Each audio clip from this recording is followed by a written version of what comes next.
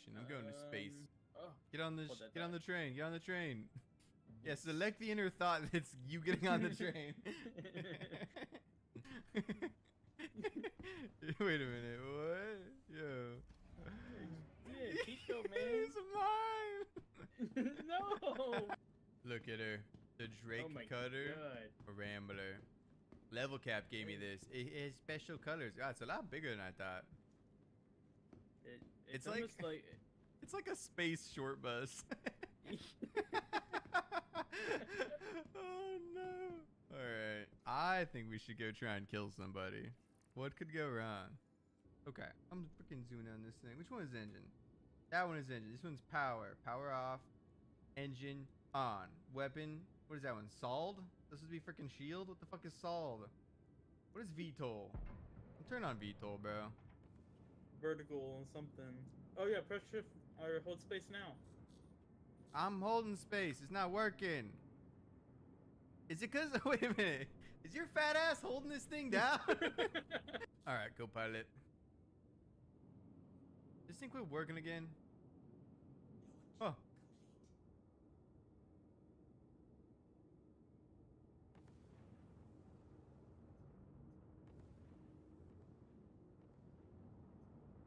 Am I in like free view? Okay, yes. Alright, now where are we going? Are we out of the freaking atmosphere yet, dude? We have not even made it very far, I don't think. Quantum drive. Are we out yet? Oh wait, are we out? I think so. I think so, yeah. Once you have a target, press action, spaceship general V toggle missile mode, enter missile mode, then press launch missile. Am I supposed to be launching missiles at this?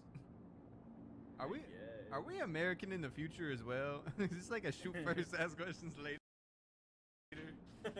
These guys have oil. Entering Nine Tails controlled area. Proceed at your own risk. I'm drinking toilet water. Oh shit, we're being shot. We're being shot. Oh, oh, ow, ow, ow. Shit, shit, shit, shit. Ah, I'm not ready for this. Abandoned ship. Abandoned ship. I don't know. I got my thinking wheel on. Oh shit. Oh god, we're crashed. Okay, okay, okay. It's okay. It's okay. All right, all right. No, I think we're good. I think we're good. I'm just gonna put her down, nice and easy. The shields are down. Oh shit. Oh shit. Oh god.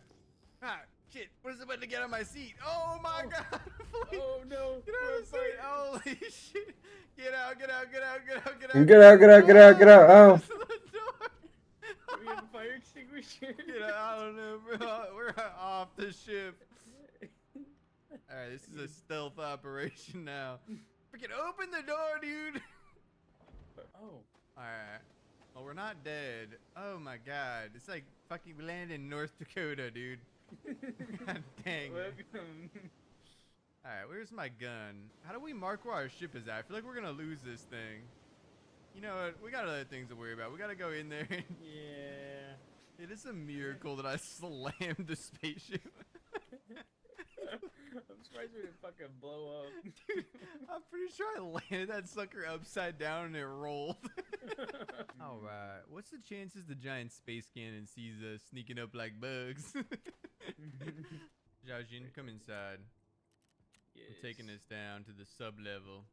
I forgot how to select. Wait, hold on. Okay. Bam. Alright, my fists are out. I'm glad you're ready. I see a guy. Is that an alien? Holy shit. Alright, I'm gonna open fire. Ready? Yep. I got one down. Get to his gun. Oh shit. Oh dude.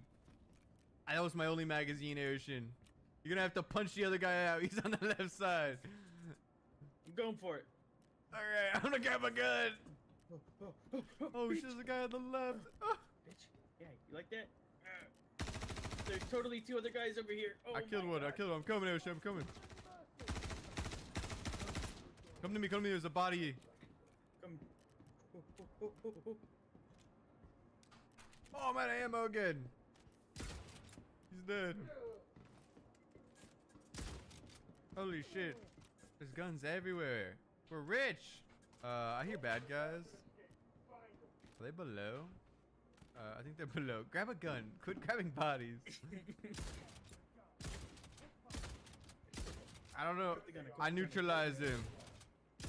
Oh, and I gotta loot. I gotta get mags. Yeah, these AI aren't very smart. Oh, I was awarded 9,000 AUEC. Oh, So okay. this looks like a very important room. Hello. Hello. What's up, Brandon? You missed out on some hilarious antics. Although, we think Yeah. the servers are fucked right now. Not sure. Things are weird.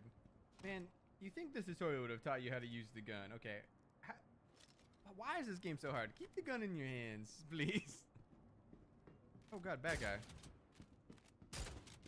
You can like assign things, slots on your character. What the heck? What the fuck is that? Do I have something in my ass? Oh my god. Yeah, I just heard a gunshot. Are you okay? Yeah. My fucking game started wigging out so hard that like the boxes started going crazy, and then it hit me and it scared me. I thought I was getting shot at. Oh, dude, what is going on? I don't know, man. You know, we murdered the guy. We landed. We didn't die. We trekked across the planet in a snowstorm. But I mean, I think we did pretty good. I got paid. I don't know. You ready to blow this joint? Yeah, I The do have looting a in this non-issue. game is hurting my brain. I think I might need to watch a guide. So how are we gonna get off the planet? The ship isn't broken, I don't think. I think it's just on fire. And I don't know if you know this or not, but there's no oxygen in space, so it can't be on fire in space. We just gotta get that sucker up in the sky and we'll be good. Yeah, I'm sliding down the hill. Yeah, me too. Oh, I see the fire of my ship, yes. Oh, my character is like gyrating in excitement. He's stimulated from his first mission. Do you want to try flying this puppy home? What's the worst that could happen? I mean, you have already crashed and killed yourself, so you could kill both of us in our sick loot. Is the cockpit still on fire? Oh no. I don't know. I'm getting us home. Don't mind me just sitting in the fire. Ooh, I think we might be out of juice. The power button is not working. This is the first time Sarsis my ship is on fire. The power button isn't working. Send help. They say we need a transport beacon. I will pay them 1 credit. Where do we need to go? The orphanage.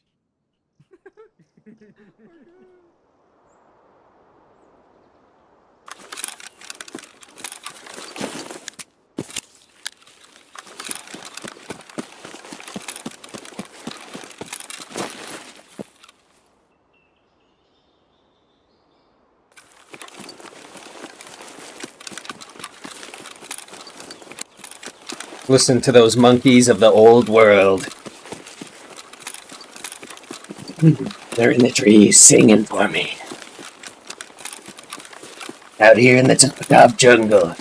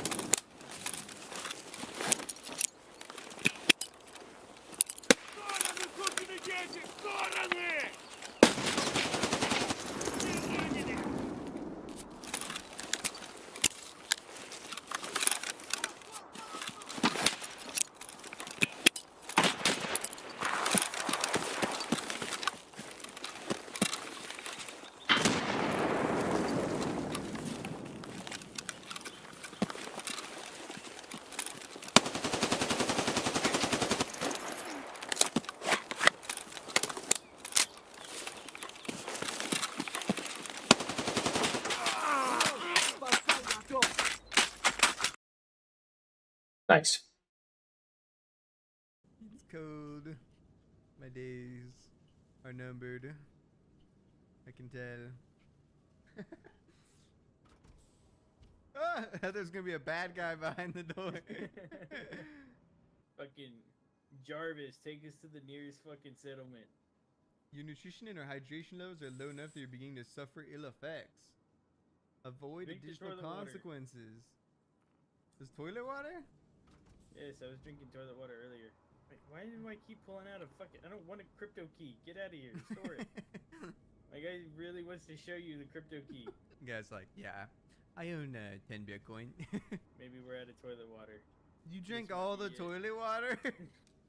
And the ship is Yo, not left prepared. bracket to accept. That guy's trying to save you. Left bracket. Wait, Oh, where? you missed it. Where? It popped up on your screen. Duh. Brandon, I'm too good under pressure. There's head tracking? Can it track me fucking smash my head into my desk?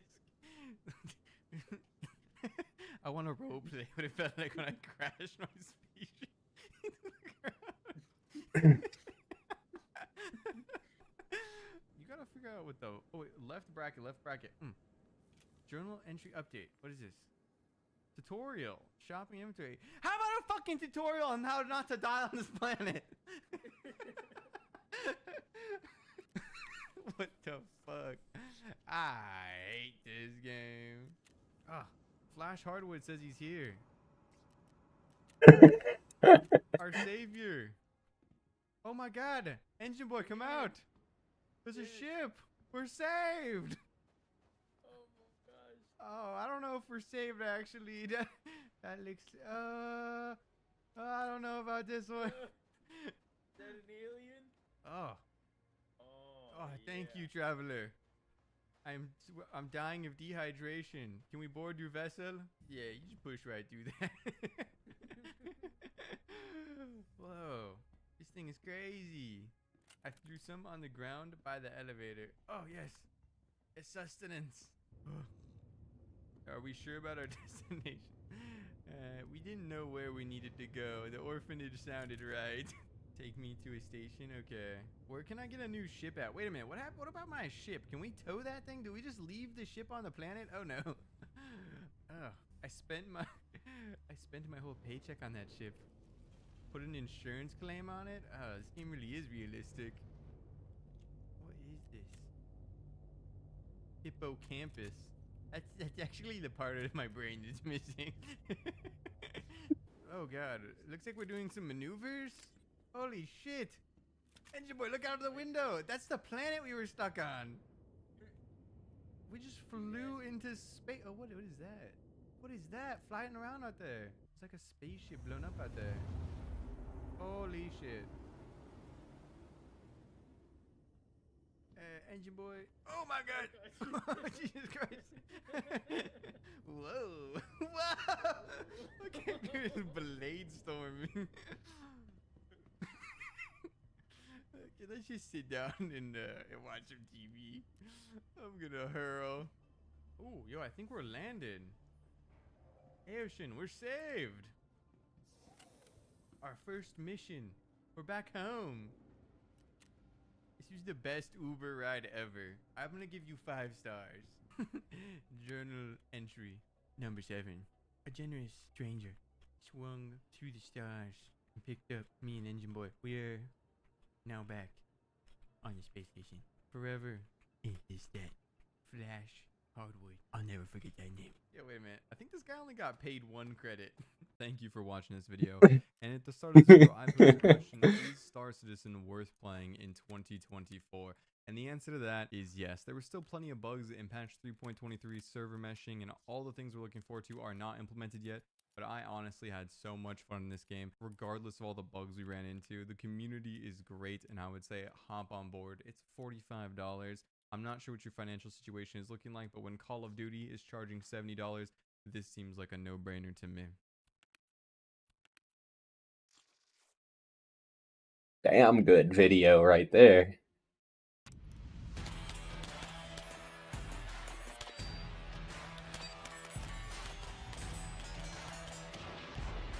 What's What's up, guys? This is Chris here, and today we have some weird stuff for you. Today we are going to be trying out Han Solo's gun. This is the DL-44 from Star Wars. Well, it's not from Star Wars. It's from CMMG. That's probably better anyway. CMMG makes better stuff than Disney does these days. The DL-44 is something I was definitely interested in and was trying to purchase, but they are unbelievably hard to find. So I asked my boy at CMMG, and he sent me one down for you guys to see. Now, I don't know how this is going to work necessarily. I don't know how good we're going to shoot this, but I know it's going to be fun. This is a 22 conversion kit inside an upper lower from an AR with what looks to be a Mauser handle, and it looks like a custom made flash hider for this project, because this is the most alike of anything I've ever seen to the actual Star Wars gun. A few companies make stuff like this, but CMMG really knocked it out of the park with this one.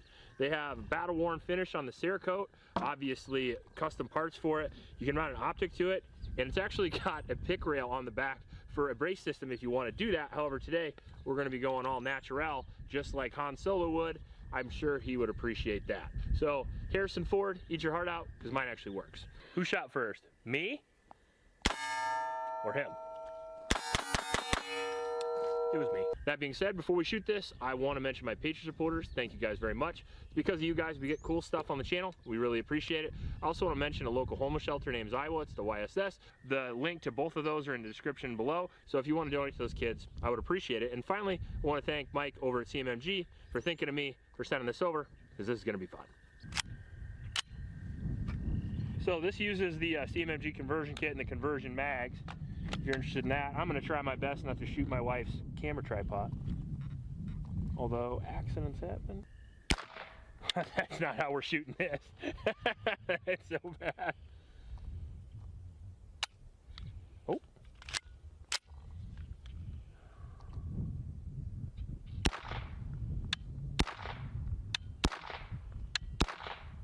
Tripod right there. I thought I missed it, and this is what I shot offhand. Somehow. So, weird day.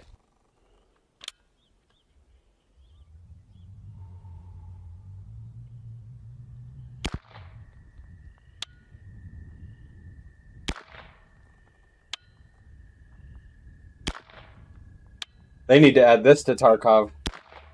The Han Solo blaster? What should they call it? I had like the world's best trigger, and I'm back to a stock air trigger, and now I'm Something about shooting first. right in there. Ah. Then that happened.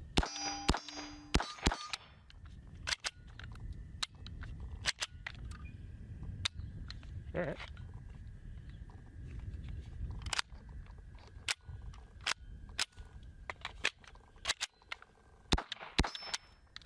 That thing is sweet.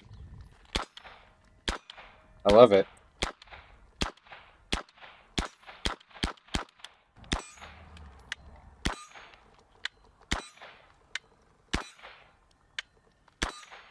The perfect gun for home defense right here. That thing is crazy looking.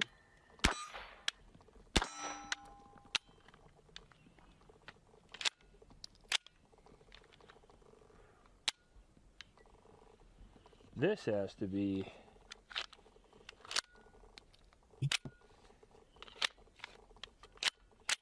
I gotta be doing something wrong. Maybe I'm pushing on the magazine. I wonder if I just shoot it like a handgun.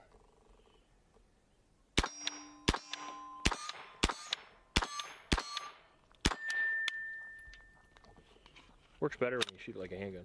It looks like we got a round stuck in the top of the bolt carrier, yeah. Uh-oh. I'm gonna have to get creative to get that fucker out of there.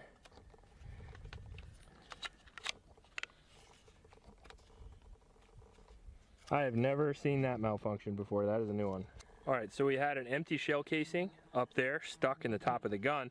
I assume that's due to the conversion kit, 5.56 to 22, because we're actually having a good bit of malfunctions on this gun. Obviously, you're not going to be using this for self-defense anyway, most likely. I mean, it'd be a cool way to do it. I mean, if you did have a burglar in your house and you capped him with this and you had to go in front of a jury, it would be, well, it'd be newsworthy. Let's go with that. However, it works about 75% of the time, but it looks cool. 75% of the time? Yeah, I would chance that. That's fair. That gives the enemy a chance. Like I'm playing Tarkov.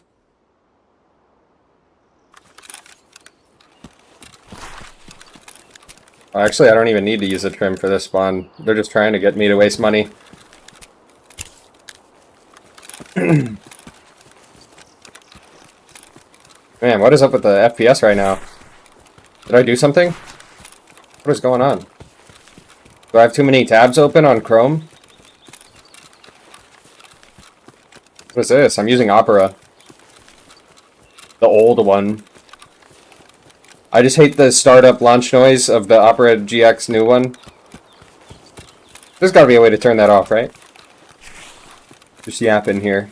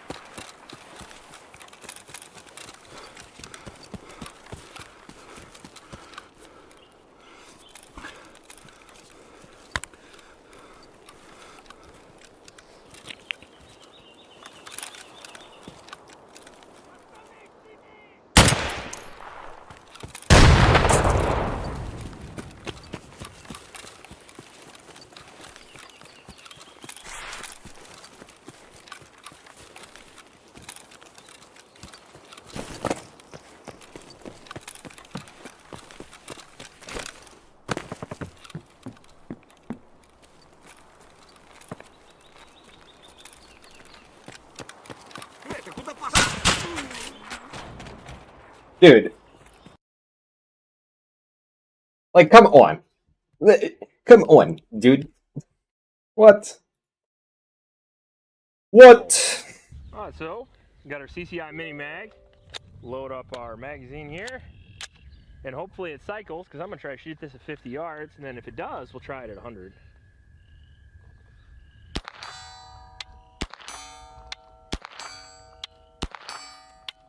Wait, I didn't kill him even though I shot him in the head. Okay.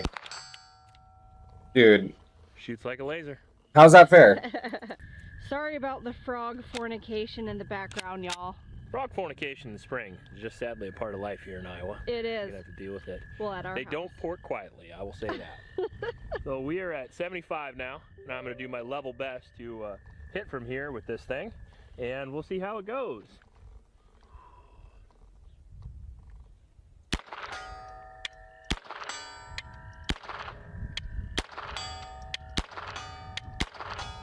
Performance during that raid was just not good. And then on top of that, the boss isn't dying from a That was headshot. not difficult. That's Yeah, cursed. It's getting a hell of a lot better. I wish it took about 50 rounds to break it in, but that is 3 magazines in a row with no failure, baby. Yeah. All right. All right, so we're at a C note, and we will see. More of a test of my accuracy with this than the gun. I should mention the gun has no accuracy issues. It's obviously 22s are very accurate as well. It's just more so the ergonomics of the Mauser broom handle, which is a thin grip, thick hand. Literally no place to put my sport hand. I have no idea where to put it. I was resting it up here before, but I honestly think that was me causing the malfunctions, because since I've stopped doing that, it stopped malfunctioning, and I think I was pushing and tilting the magazine, which is a classic newbie error. I'm new to guns, of course, so. Yes. Hit! And then fail. You had to say what you said. I jinxed it.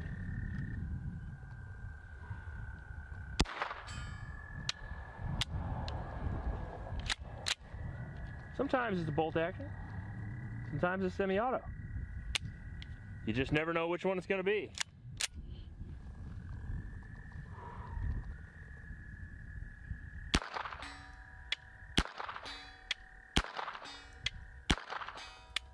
Well, when you do your part and it does its part, it will hit. Alright, so it went pretty well, I would say, or as well as I thought it was going to go. The magazine that came with it is a 10-round single stack, so that's pretty much legal everywhere, which is kind of cool. It's one of CMMG's conversion mags. Now, if you don't want to run the Phase Blaster, you can get one of these and you can convert your AR to a 22 for a trainer, which is pretty dope. I have one of these already. But they're running the same system in the Phase Blaster, the DL44, and it worked pretty well for the most part. Started to work better after we got the first 100 rounds through it, and it was fun. It's a fun gun. Is it reliable enough to use for self-defense? No. However, obviously not really what it's meant for. Again, I can't stress that enough. This is meant to go out and shoot with your friends and have fun. This is meant to hang on the wall. This is meant to say you have a DL44 Phase Blaster and people go, where's that? And you go show them in the gun safe and you're like, this shit works. Most of the time. I'm just kidding. But it was fun as hell. One of the most fun things I've ever shot. Obviously no recoil with a 22, no noise with a 22. You got the big old flash hider on, it looks dope. Optics capable, so if you want to do an actual more realistic scope, maybe if you want to get the actual scope they use, I think you can actually do that. If you want to bracer up, you can do that as well. And many other things are possible with this. Now, the handle's cool, the trigger's dope, and the looks look really, really good. I should mention it's expensive. If I haven't already, it's $1,700, and on top of that, they are sold out everywhere, and you can't buy these. So at least not during the time you're going to see this video, but yeah, they are pretty much unavailable, but they are ultra freaking cool. And although we had spotty reliability with this, I will never sell this, and I will keep this forever. And it'll probably be one of the guns I have next to my wall where I'm going to be doing my new podcast at the new house. So far, so good with this. Certainly won't be the last time you see this. Like I said, this is just the first shot, so if you like this video, please like and subscribe. Please support local homeless shelters, and remember to recycle. I'll check you later.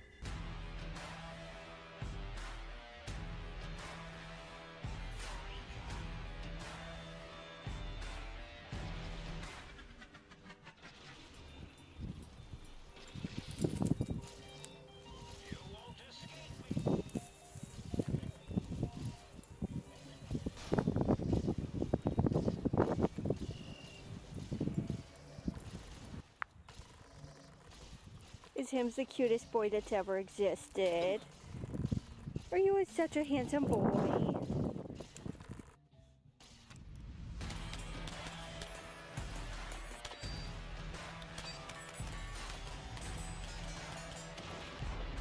What's up, guys? This is Chris here, and today we're going to be going over one of my favorite topics, budget guns. Today we're going to be talking about the best guns under $500. Today is the golden age of firearms. Now you don't have to pay that much to get a quality firearm to defend your life. If you want a concealed carry, if you want to go hunting, or if you want to shoot long range, you can get into all those things for a really cheap price, and I think that these are some of the best on the market. Before we get into the video, I do want to mention my Patreon supporters. Thank you guys very much. It's because of you guys that we have a lot of the guns and ammo on the channel, and we really appreciate you guys. We try to make information for you and not the industry, and if you like that, just go down to the description of this video and all my videos, click that link, and sign up. Also in that description is a link to a local homeless shelter.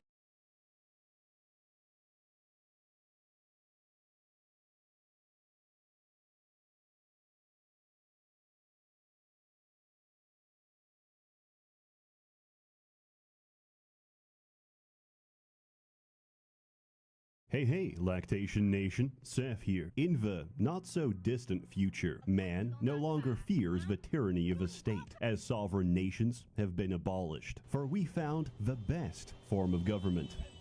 Anarcho-capitalism. Whenever anarcho-capitalism is mentioned to me in conversation, it's usually followed by repealing the age of consent. But in this case, it simply means everything and everyone in this entire solar system is corporate property. Quasimorph is an early access roguelike where you take the role of Magnum PMC, a private military contractor with flexible morality that does work for the highest bidder. The twist is, the world is over, Judgment Day is here, and we're all going to die. And we've chosen to profit from the chaos. But first, a word from our sponsor, because I gotta get that bread. Whoops, sorry guys, my PC crashed again. I had a single Chrome tab open, so my computer caught fire, burned down my house, and killed my wife's son. Thankfully, today's video is sponsored by Opera GX. It's no small secret that modern web browsers are massive resource hogs. They always say, just upgrade your rig, bro. But you know what? No, I'm using Opera's GX control feature to limit how much CPU and RAM the browser can use, so I can game uninterrupted no matter how many memory leaks Elon adds to Twitter. Opera GX is extremely moddable. Check out this one that I made. I've heard your cries, your demands. More, Seth. We want more, Seth. Well, now you've got me with every single keystroke. I'll be there, stroking right alongside you. Oh, you don't like that? You just want the themed wallpaper? Opera GX once again has you covered. You can fully customize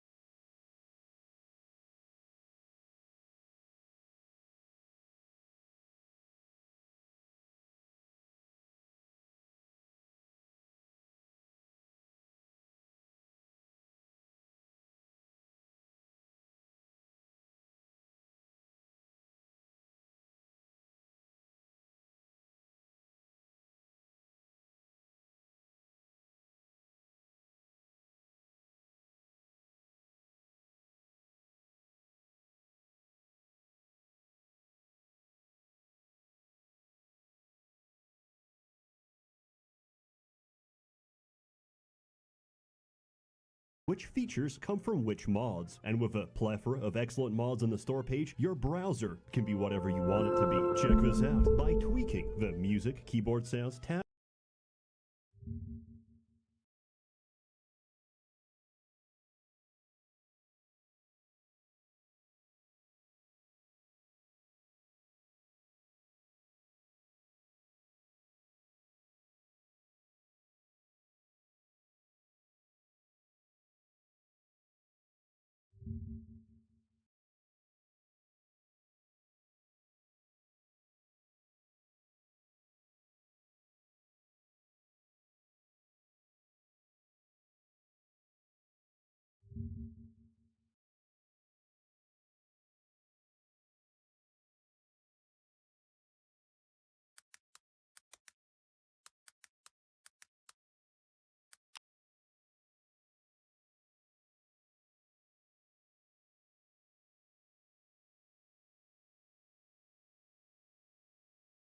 Tab sounds feed more. Leaks Elon adds to Twitter. Opera GX is extremely moddable. Check out this one that I made. I've heard your cries, your demands.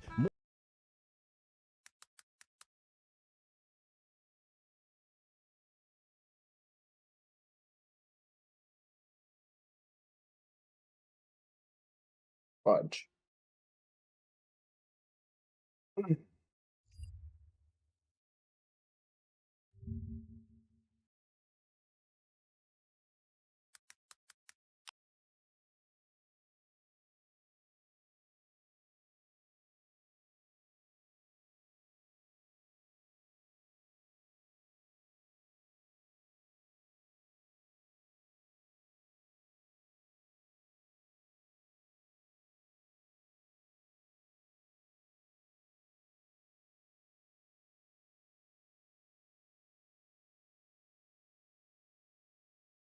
Seth here. Seth here. Seth here. Seth.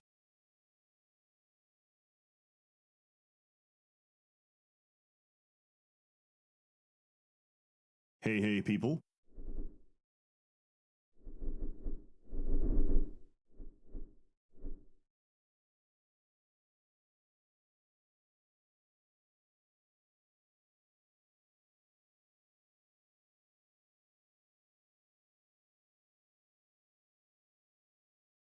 All truly wonderful.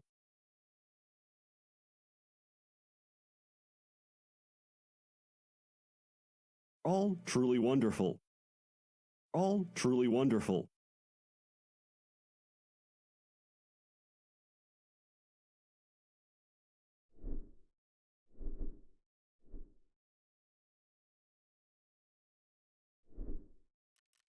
More, Seth. We want more, Seth. Well, now you've got me with every single keystroke. I'll be there, stroking right alongside you. Oh, you don't like that? You just want a themed wallpaper? Opera GX once again has you covered. You can fully customize which features come from which mods. And with a plethora of excellent mods on the store page, your browser can be whatever you want it to be. Check this out. By tweaking the music, keyboard sounds, tab sounds, theme, wallpaper, and custom shader, I've created the ultimate web browsing experience. Music to my ears. Now, I know what you're thinking, Seth. This browser sounds pretty cool and all, but switching browsers is such a pain. Worry not. Opera GX has an import tool to quickly download all your settings, history, bookmarks, and passwords in just one click. Use my link to download Opera GX today and say goodbye to all those pesky, boring, other browsers. To answer the question, what is a quasimorph? Sometimes the most accurate answer is the schizophrenic one. The setting of quasimorph stems from the esoteric metamythos of Daniil Andreev in his book Rose of a World, which describes Shadanakar, or the systems of parallel worlds connected to Earth. These concentric layers are brumfaturas, the superimposition, influence, and overlap of which formulate together to create existence. At least I think so.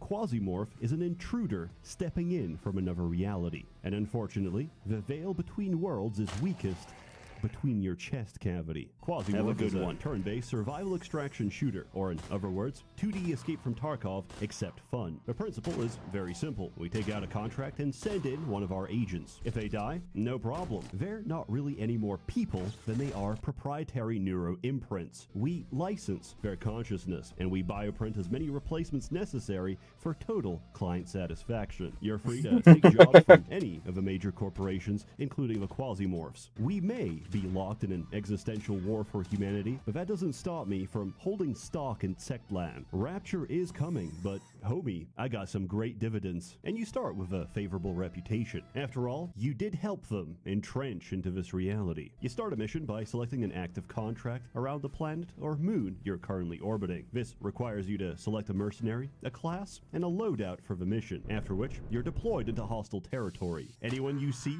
anything that moves, is kill on sight. An entire mission is 2 to 4 levels. If you change your mind midway and call the shuttle, fuel is expensive, so it's cheaper to let you die. The only way to extract is by completing the objective, which can be espionage, station defense, sabotage, elimination, or conquest. If you die anywhere in between, you lose everything, and I assure you, you're going to be dying a lot. If it's any consolation, I died during the tutorial because I picked up a knife, selected amputate, and clicked on my head. Each deployment, you're on a timer. The more time you spend and the more blood you spill, the higher your level of quasimorphosis. Quasimorphosis measures the probability of ecolapse, where, upon death, the host explodes and a quasimorph phases in. The severity of a situation is described in the bottom right. Somnia, no events. Grasp, occasional ecolapse. Intrusion, music changes, ecolapse and aggression increase. Plenum, spontaneous ecolapse. Alteration, the entire floor is coming. Qmorphose, music changes to its highest intensity, every host in the map explodes. And finally,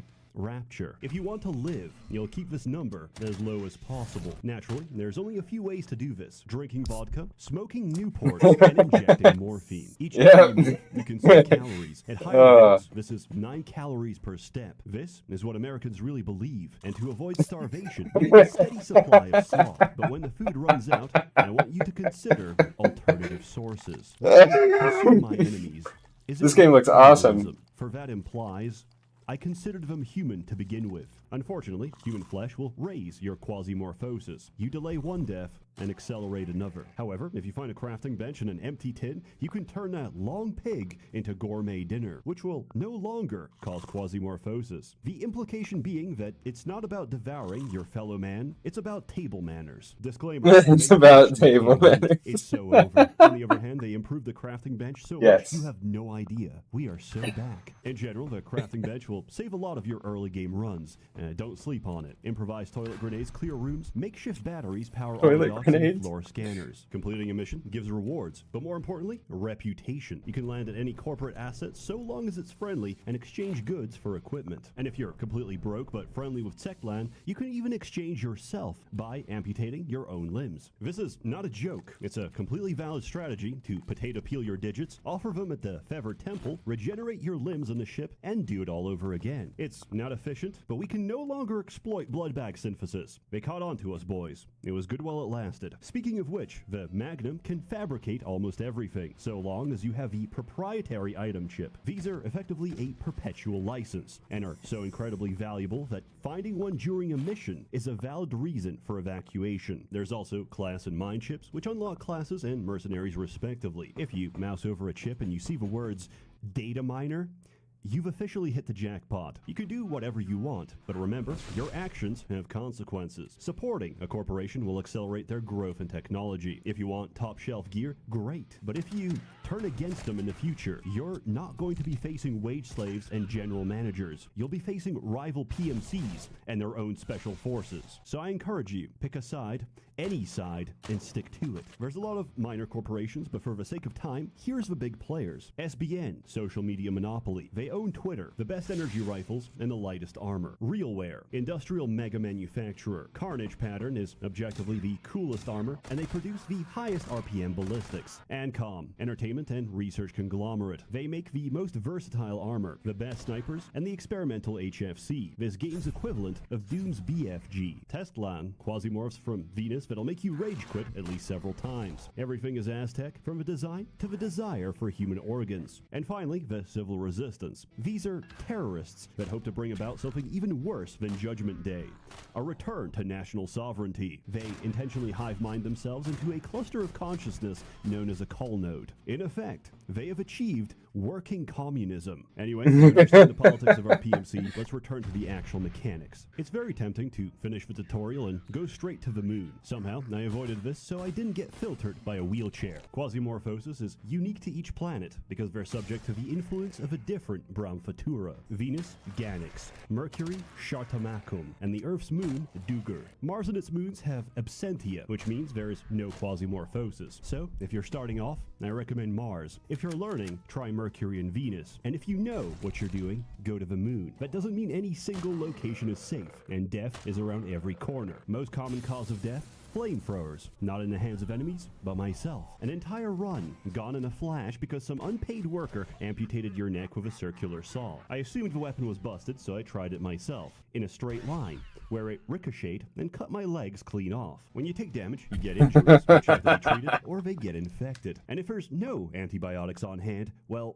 it has to go. Secondly, the most common cause of getting filtered, pain shock. If you take too much damage too quickly, you get stunned and lose a turn. Both systems are universal. If you shoot something hard enough, they'll get stunned from the shock. If you cause injury, you can run away as they bleed to death. And if you amputate a critical organ, they might just die instantaneously. The number of action points you can take per turn is based on your move setting. At any time, you can switch between sneak, normal, and run. Sneak is one action point, but can detect the position of nearby enemies, use your inventory, and interact with nearby objects at no cost. Normal is 2 action points, and run is free. However, while running, you can't open your inventory and take a severe penalty to your accuracy. Peak performance requires that you abuse the system. Opening a door, switch to sneak, see enemies, switch to normal, and toss a grenade, before switching back and locking it on the same turn. A lot of players have a tendency to go autopilot in sneak mode and just die without explanation. What usually happens is they turn a sharp corner, get their shit blasted in, but because they have a single action point, they go into pain shock, which rolls over to the next turn, where they get shot again, and repeat the process until they die. The whole point of running is to face check. Understand your tools, and you'll find this to be a very satisfying tactical experience. I used to have complaints about this game, but after so many hours, I can tell you, if you die,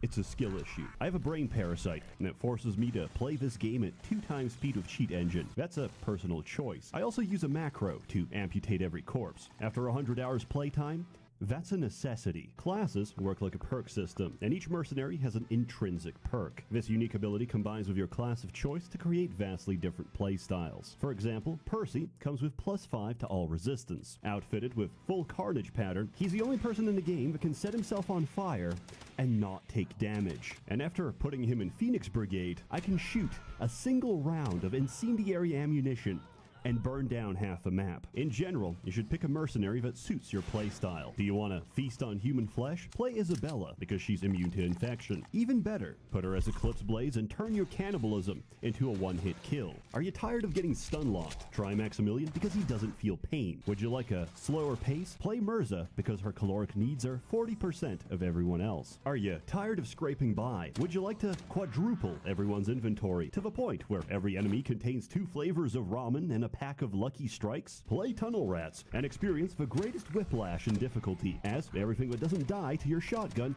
gets knocked back into the void of space. I've discussed builds. Let's talk about guns, because there's a lot of them. If you want to kill enemies, you need to beat their resistance, and the type of damage you do is based on the ammunition. Flamethrowers and energy rifles cook organics, but have no effect on cyborgs. In contrast, the buckshot of a shotgun will cut them to pieces. Most armor stops the blunt impact of a 9mm, but a 7.97 from an assault rifle will pierce right through. Quasimorphic weapons deal cold. Even if you're fully equipped, the full burst of a serpent's mouth will send you straight back to the menu. And poison was previously neglected, now it's a complete menace. Also, there's turrets. They're incredibly useful for defense missions, and because an enemy ran right up to your face, shooting you in the crossfire. And finally, you might be asking yourself, what's that little icon on the bottom right? Don't worry about it. Anyways, I forgot how to structure this video, so in conclusion, I give this game a self-inflicted out of 10. It's amazing. I know it's early access, but there's a lot of content already, and you can easily sink 80 hours on just the main gameplay loop. There's an impressive roadmap and features to come that I cannot disclose at this time because I promised I wouldn't tell. As always, more content to come next year, because I gotta see my family. Merry Christmas!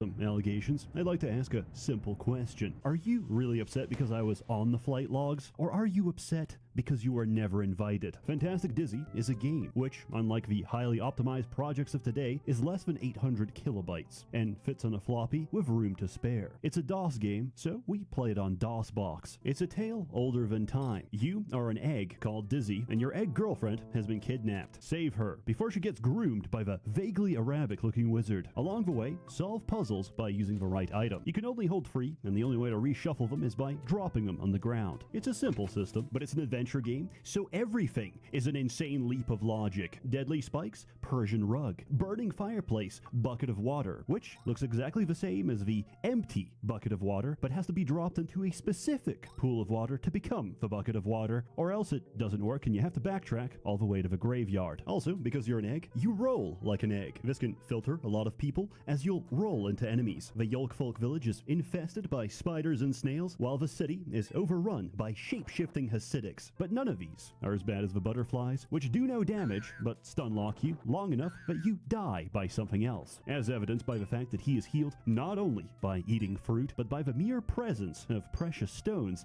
Dizzy is a Semitic life form, and Grandpa Dizzy is probably some kind of century egg, which explains why he has to live in hiding out of fear of becoming an Asian man's delicacy. The objective of this game is to collect 250 stars that lag your screen each time they appear. This is the intended experience, as increasing your CPU cycles will make the extra life minigame impossible, as the hourglass is tied to your clock speed. These stars are non-negotiable, and you can't finish the game without them. Some are sadistically placed, and you can't get to them except by falling in a particular manner from several screens away, let alone know of their existence. At some point, the game even expects you to trick-shot yourself against butterflies to get the final stars, while platforming on a series of clouds that sink the longer you put weight on them. But that's late game. Early game is getting filtered by the minecart, which boils down to a single strategy: guessing. You guessed wrong, you get splatted. Or in my case, you take the wrong exit and get stuck on a beach. At the time, I didn't realize you could take the entrance back to the mine and drown in the ocean. Then I came back after the bubble riding minigame and got filtered all over again because I brought my aqualung, but no flippers, and I couldn't swim out of the bottom cavern. Dizzy has taught me that I haven't progressed very much as an adult, and I'm struggling with an hour-long video game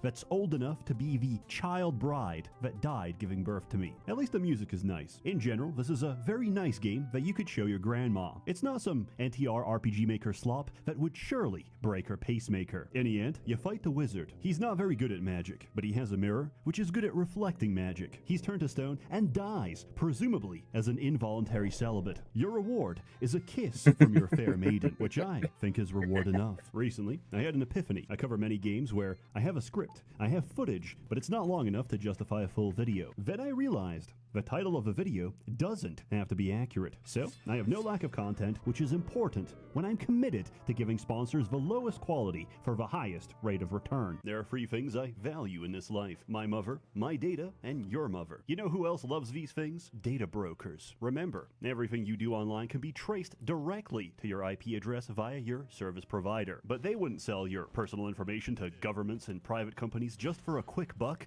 would they?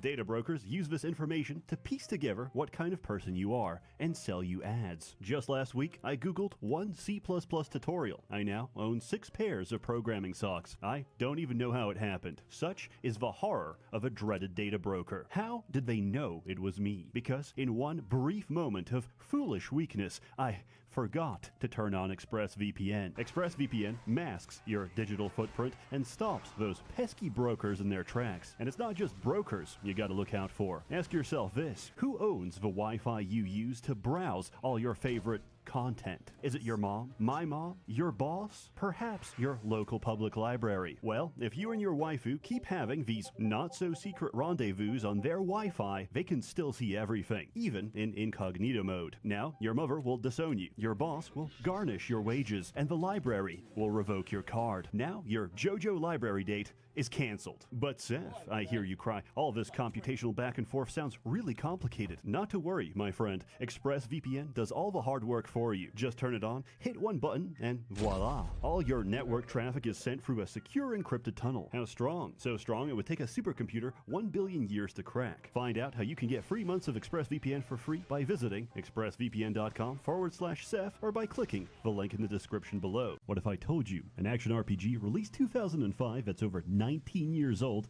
had fully working multiplayer? Until recently, when some corporate goon came in and ordered the unpaid intern to manually disable the multiplayer button. That's not a joke.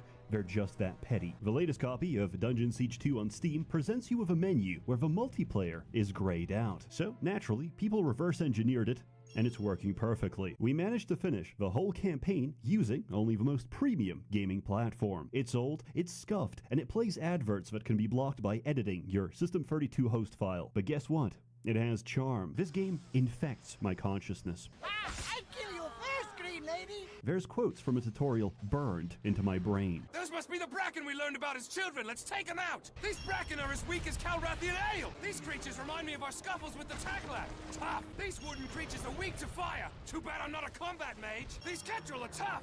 Next time we see one, use my brutal attack power on it. That'll surprise them. The story is very simple. You and your friend Drevin enlist in PMC Wagner. Before dying, he gives you his magical plot armor amulet. We have completed our task. When can we expect our pay? Look out! And then he dies. The rest doesn't really matter. You don't have to pay attention. Just kill things and have a good time. Oh my lord, I don't care. Wait, An age ago, Wait, Zeram. I skipped don't it. care. Anyway, we get captured as war criminals because we attacked a UNESCO heritage site. Understandably, the Dryades don't like us, and they've put good boy compliance collars on all the prisoners. One of them makes a break for it, which isn't very smart. On the other hand, you did enlist as a mercenary for people who look like this. They say, don't judge a book by its cover. I say, physicality reflects inner state, and all the most horrible people I've ever encountered look like something that escaped the minds of Moria. The prison warden gives you a chance to prove yourself by burning down a bunch of Morden watchtowers. This is one of several situations in this game where you have to think. Don't worry, there's not many. There's also not much dialogue in this game, except for Daru. Daru never stops talking, and she will begin her monologue in the middle of a fight. For this reason, I always recommend putting Daru in your party because it's very entertaining to get wiped by a dialogue box. This game can be quite intense. I'm not kidding when I say it's about 1-2 taps and you're dead. Free if you're a tank, and even a trash mob encounter can leave your party dead. I'm gonna be real. This ain't looking good. So it's important to have a plan, build, or idea of what you're doing, which we did not. You level up by doing damage of a particular affinity, melee, ranged, combat, or nature magic, and you can mix and match freely. Don't like your mage? Pick up a sword. Don't like your fighter? Take a bow. There's nothing stopping you from leveling every single tree except free time and practicality, and there's no limitation on what any of your characters can be. Did my friend have to relevel Tar as a combat mage? No, but it's funny. The Broken Worlds expansion adds 2 hybrid classes, Fist of Stone and Blood Assassin. One of these sucks ass. The other one lets nature mages have more armor than the tank. If you find yourself dying, just get more armor. There is no other statistic that matters for the average player. Leveling an affinity lets you put skill points in that tree, and certain combinations unlock powers. Powers win fights. Everything else is irrelevant. It's just filler until you use powers again. You charge them up by doing damage, and you release them when you want dopamine. The first difficulty curve is taking the elevator, as you will likely split your party in half, and then one of us is going to pull the lever again, and we're going to repeat the whole process. You know, it's not your fault. Are you fucking kidding me? Oh, well, wait, don't worry. Okay, get off. Yeah, get off the fucking. This game is entirely about budgeting, because the main thing you spend money on is potions, and you must make an informed decision. Do I buy the regular potion for my level that heals fast for however much money, or the weakest, shittiest potion for 15 gold? The answer is always the shittiest potion, and then you fill every single tile of your inventory with health and mana potions. Quick spoiler, melee and ranged do damage. Nature and combat do the same damage at the same rate, but they cost mana. So if you're relying on magic for damage, go back.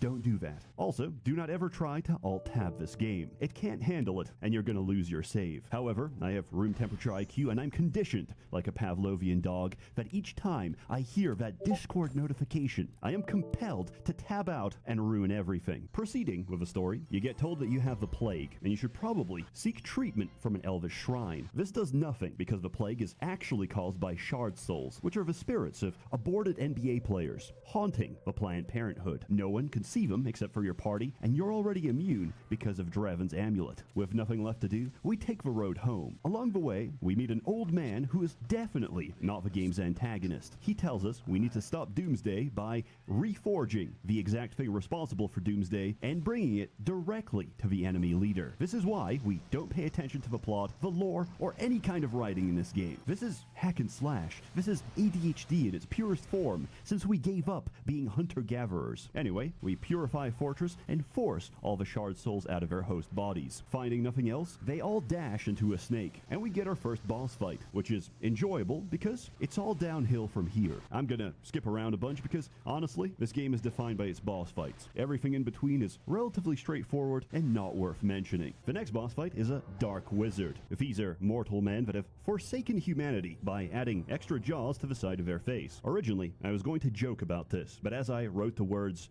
Sloppenheimer in my script document, I felt deeply disgusted with myself and took a cold shower. It took us over an hour to kill him. This is easily the place where most people get filtered, because every one of his attacks will one-shot you, and one of them doesn't even have a projectile. It's just hit scan and you're dead. You have to break down each part of his shield barrier to actually damage him, and then he can just recast it. And once you get him down to 1/3 of his health, he starts summoning his crystal. This is a DPS check that you have to save all your powers for and focus the moment it goes up, because if you don't, it kills everyone on the map regardless of distance. And after destroying it, you have approximately 5 seconds before he summons another. Next up is a dragon. You have to shoot with a ballista while avoiding hordes of infinitely spawning crabs. If he goes in the air, he rains down fire that burns you, the crabs, and more importantly, the ballista. This temporarily overheats the controls. However, the fight glitched and the ballista was now permanently disabled. Half an hour into this, I wasn't planning on reloading the game. I gambled on the idea that I could reset the object state by getting the dragon to cook the controls, and it turned out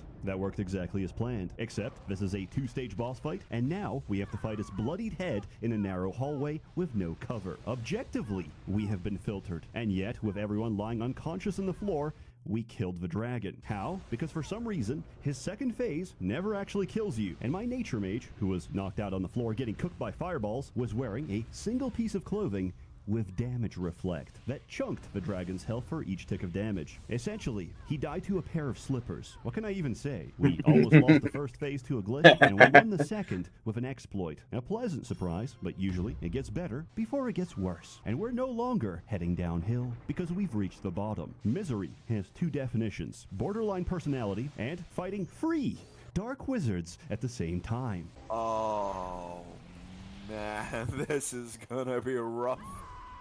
Okay, never mind, it's over. I don't know if I can describe the incomprehensible pain of childbirth in a retarded position where you're fighting gravity, but I'll try describing something much worse. Imagine giving a boss the ability to cast a delayed explosion at your character's feet. Now make it spammable and make it affect everyone on screen. And if your characters are already dead, target them anyway. The problem of this fight isn't the free bosses spamming insta-kill area of effect attacks. The problem is that the animation to get up from being dead is longer than the animation that kills you. So that if you die in this fight, I cannot revive you, because the second I do, you get one shot. If not by the explosion, then by the billion insta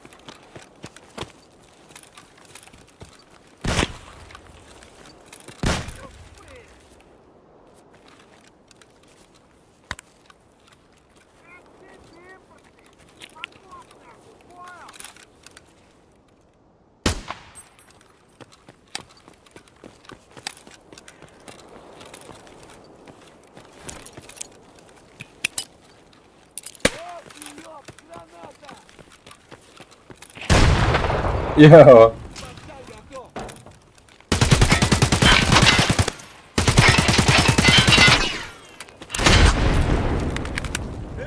Куда он зашкерился?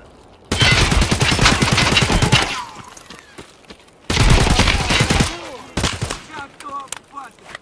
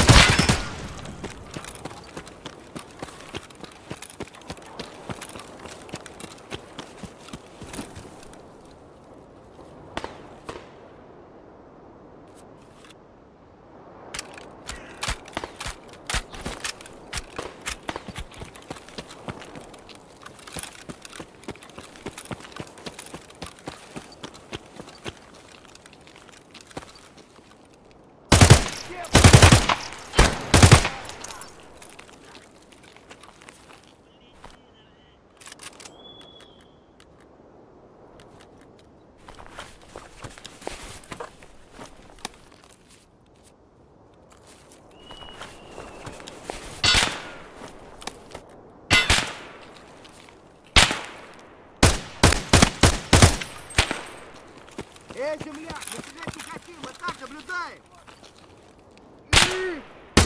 Чё, забыл, кто тебе батон в куртку закидывает?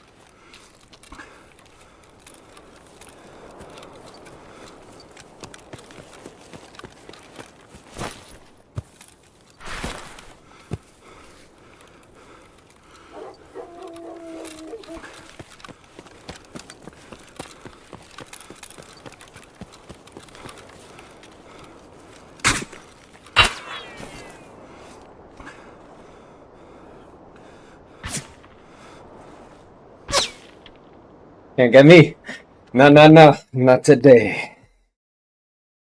To kill projectile beams that can clip an entire party. This fight didn't just break us, it broke the whole game. It went on for so long that eventually the game Fucking started bridge to camping, can you believe this guy? pause and desynchronize. Spells and AoE attacks stopped rendering, and eventually everything just grinded to a halt and crashed. So we rage quit the game for a week, and then we got them on a second try in only half the time. I'm convinced most of my subconscious psyche was dedicated to training for the rematch, because I came back with reflex and strategy that I didn't know I had. If you can take out just one of them, the entire fight becomes much more tolerable. The last fight of the game is pretty okay. I don't expect you to have any trouble. You have to kill Valdez, who is normally invincible. However, this fight takes place in Baoshan Steel Limited, and the lack of workplace safety can work to your advantage. You got it. Thank God. I was gonna kill myself if I rage quit. Then we tried the Broken World expansion. I know all this. I'm not some child. Concentrate. What the fuck You is must this? focus if you want to learn. Dude, this sucks. And spoiler, it's complete dog shit. Turns out there's a good reason it's not sold anywhere online. Skip that shit. There's nothing good about it. In summary, I thoroughly recommend Dungeon Siege 2. It will test your friendship, and it will either wither away into ash because you are not pure of heart, or cement and grow stronger. Because one day, you will play a competitive MOBA together, and if you're not prepared for that, you're going to be calling each other ethnic slurs for the last time, because your e-friendship is over. You can play with up to 4 players. It's incredibly fun. I'll try and include instructions on how to patch the game in the description below, but in case this is not accurate, skill issue. Figure it out. As always, more content to come, so stay tuned. I've been reading a lot of comments saying, lol, Seth isn't uploading. He's busy digging tunnels under the synagogue. These jokes hurt my feelings and caused me to self-harm. A warm thanks to the many members of a Merchants Guild generously funding and bankrolling these videos. You're all truly wonderful. Have a good one.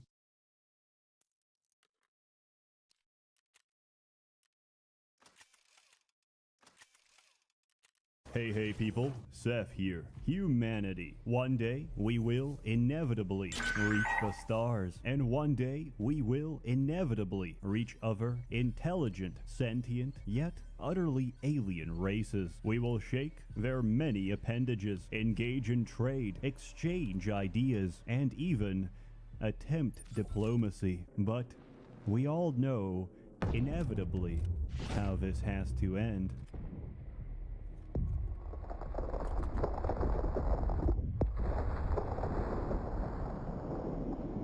Welcome to Endless Space 2. Endless Space 2 is a 4X game, which, if you're not familiar with, stands for the 4 X's: expand, explore, and exterminate all xenomorphs before they do the same to you. Probably, most likely. I've played this turn-based sci-fi strategy intensely for the better part of a month, and before that, about 2 years, and I must confess, it's pretty damn good. Also, there is a story, and it is absolutely critical you understand the lore of this game. In the current job market, Endless Space historians are in extremely high demand and boast starting salaries of about $300K. Most of the Fortune 500 companies hire at least 2 of them in order to understand what the fuck is going on. The story is told to you through wiki articles, the accuracy of which is questionable, because I've edited several articles and they still haven't caught me. In the universe of Endless Space 1 and 2, there is or was an incredibly advanced civilization called the Endless. What happened to the Endless? Well, there's less of them. The end. Roll credits. But no, they went to space and they developed technology. They revolutionized the galaxy by creating dust. Dust is used as money in Endless Space 2, which it isn't. It's an autonomous cloud computing network of nanomachines that get smarter as the cloud gets bigger. They're capable of self-assembly, self-autonomy, and farming crypto tokens at rates never before seen in the known galaxy. However, they developed a little too hard when they figured out how to upload your soul. So half of them went on to live as immortal machines running on the 5G network. These were known as the virtual Endless. The other half, known as the concrete Endless, considered them an abomination, because it's hard to consider a sentient laptop as intelligent life. Even harder when you find out it's still running Windows Vista. Unable to reconcile their differences, the Endless decided to end each other. The virtuals unleashed bioweapons on the concrete. The concrete sent malware to their mailbox, forcing them to run 3 billion instances of Bonzi Buddy. Needless to say, they wiped wiped each other out. The Endless came to an end, but many centuries later, other races figured out space travel, picking apart the ashes and remains of a civilization long forgotten. In the galaxy of the Endless is where our story takes place. So, what do you do in Endless Space 2? Well, you pick a spacefaring civilization and you try to win. But what is victory? Victory can be anything. Money, technology, intergalactic conquest, or even weaponizing the influence of e-girl streamers to absorb every sentient race in the galaxy. Because, as we already know, a sentient brain is still capable of falling victim to becoming a simp. The path to victory is your own free choice. The game itself is very customizable, meaning there's no reason to pick any speed except fast, any galaxy besides ovoid, and if anyone dares pick a custom race, we are all going to collectively form a non-aggression pact and hunt you down. Starting off, you only have a single planet. Your home system is very modest, and you need to rapidly scale your operations if you hope to compete with the rest. To do so, you'll need to explore, expand, and colonize new systems. Exploration is very simple. You send an exploration vessel into the great unknown and watch as it dies to pirates. Before that happens, you'll want to find as many uncolonized systems as possible. On each planet, there's a chance of finding curiosities. These are the slow, pulsing rings you see on display. To explore a curiosity, you need to send a probe. It's quite similar to the probe minigame from Mass Effect 2. If successful, the game will let you know, together with a small reward for finding it before anyone else. These can be anything from strategic or luxury resources, planetary anomalies, or even the start of a random quest line. The point of curiosities is to try and guess which star systems are worth colonizing. In general, any system less than 3 planets is garbage. Any system with only cold planets is garbage. In fact, ask enough players and you'll find that every possible star system ever formed by the laws of physics is still garbage. Colonize them anyway, because I like the animation that plays each time you do so. There's actually an animation for every type of planet, which I didn't know, because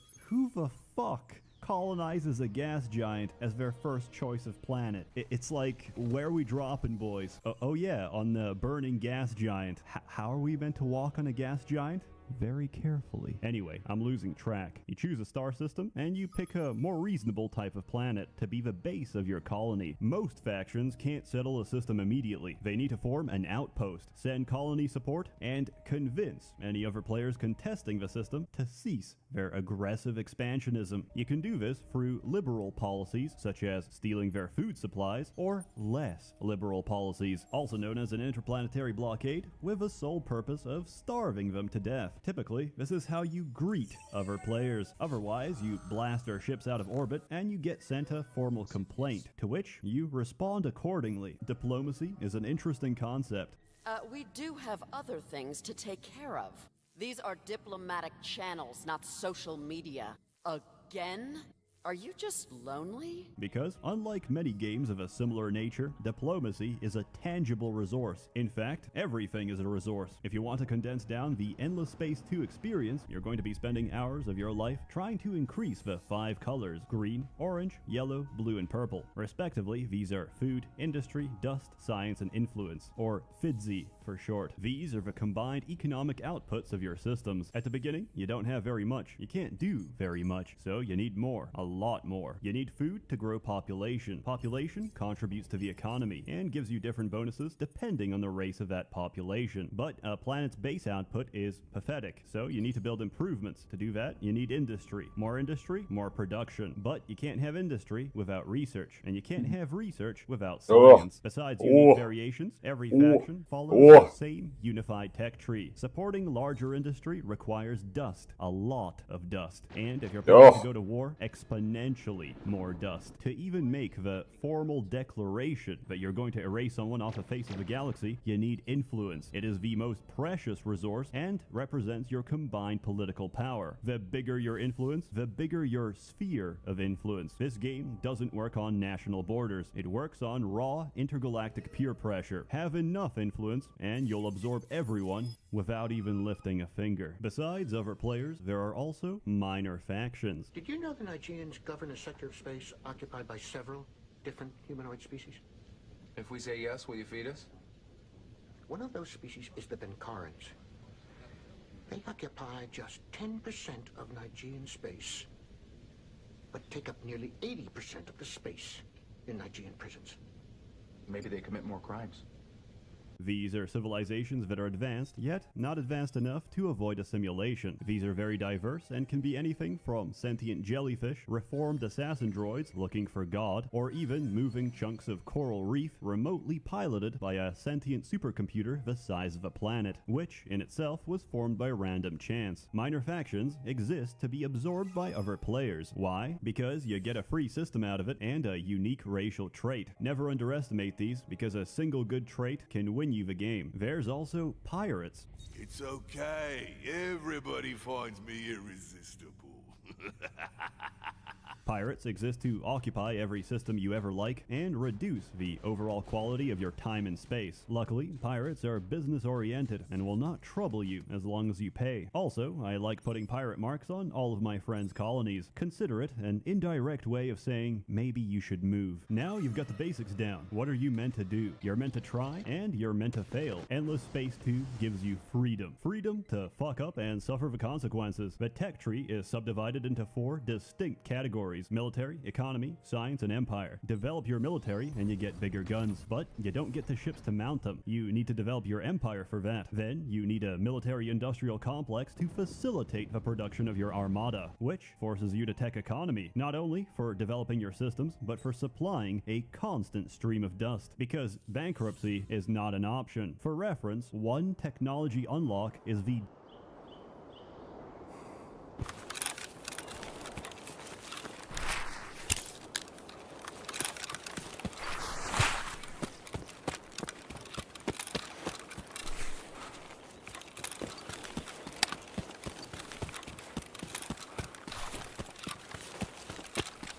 Am I going the wrong way?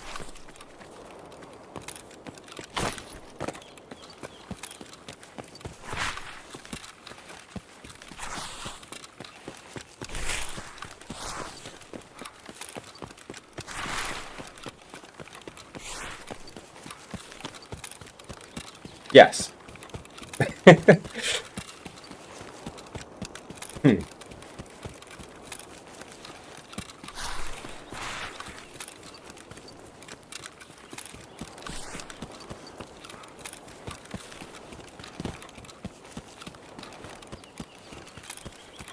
What is strat here? We go cottage first, and then... Or what? Because I feel like this wasn't the best spawn for resort. Could play it out, though. West.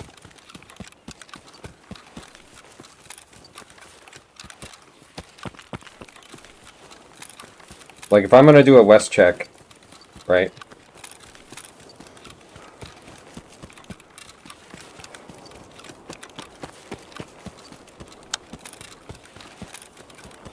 Then what?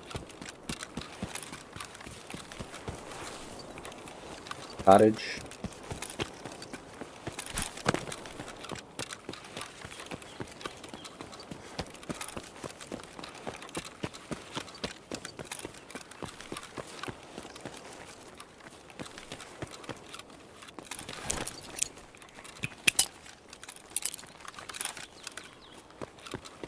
Can't believe I heard that with no helmet. Granada! Omnipotent AI. I think, like, you need to remove boss reactions from nades. This is just getting a bit cheese, dude. You know?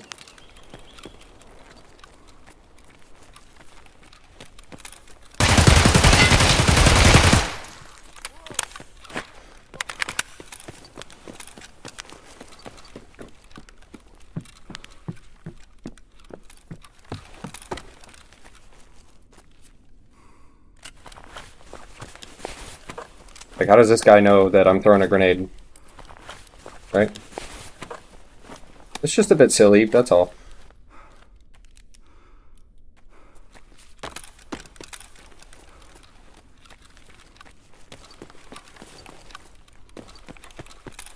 Scav, huh?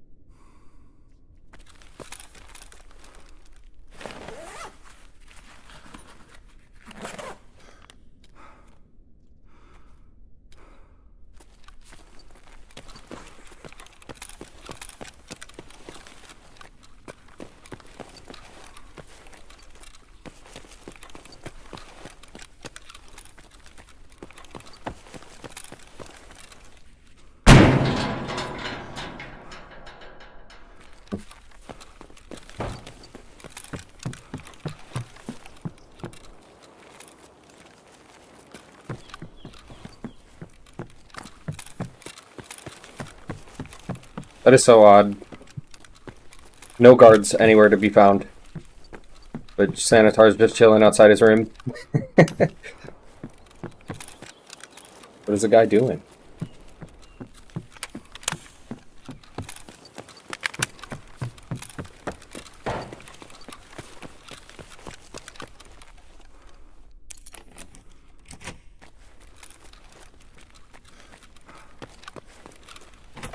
Did I just hear that right?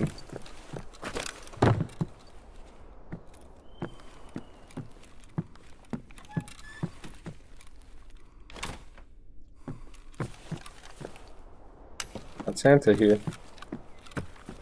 Hey guys, Santa's here.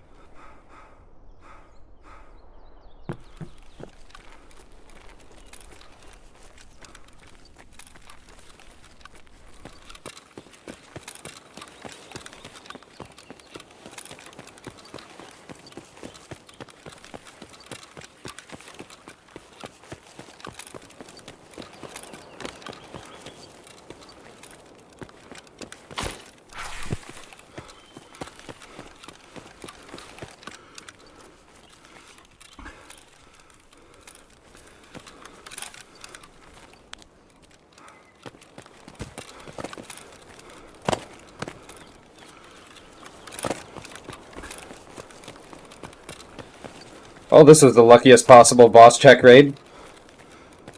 Lucky guess. Could have been up here, could have been a cottage. How often do we get the lucky guess? Oh no.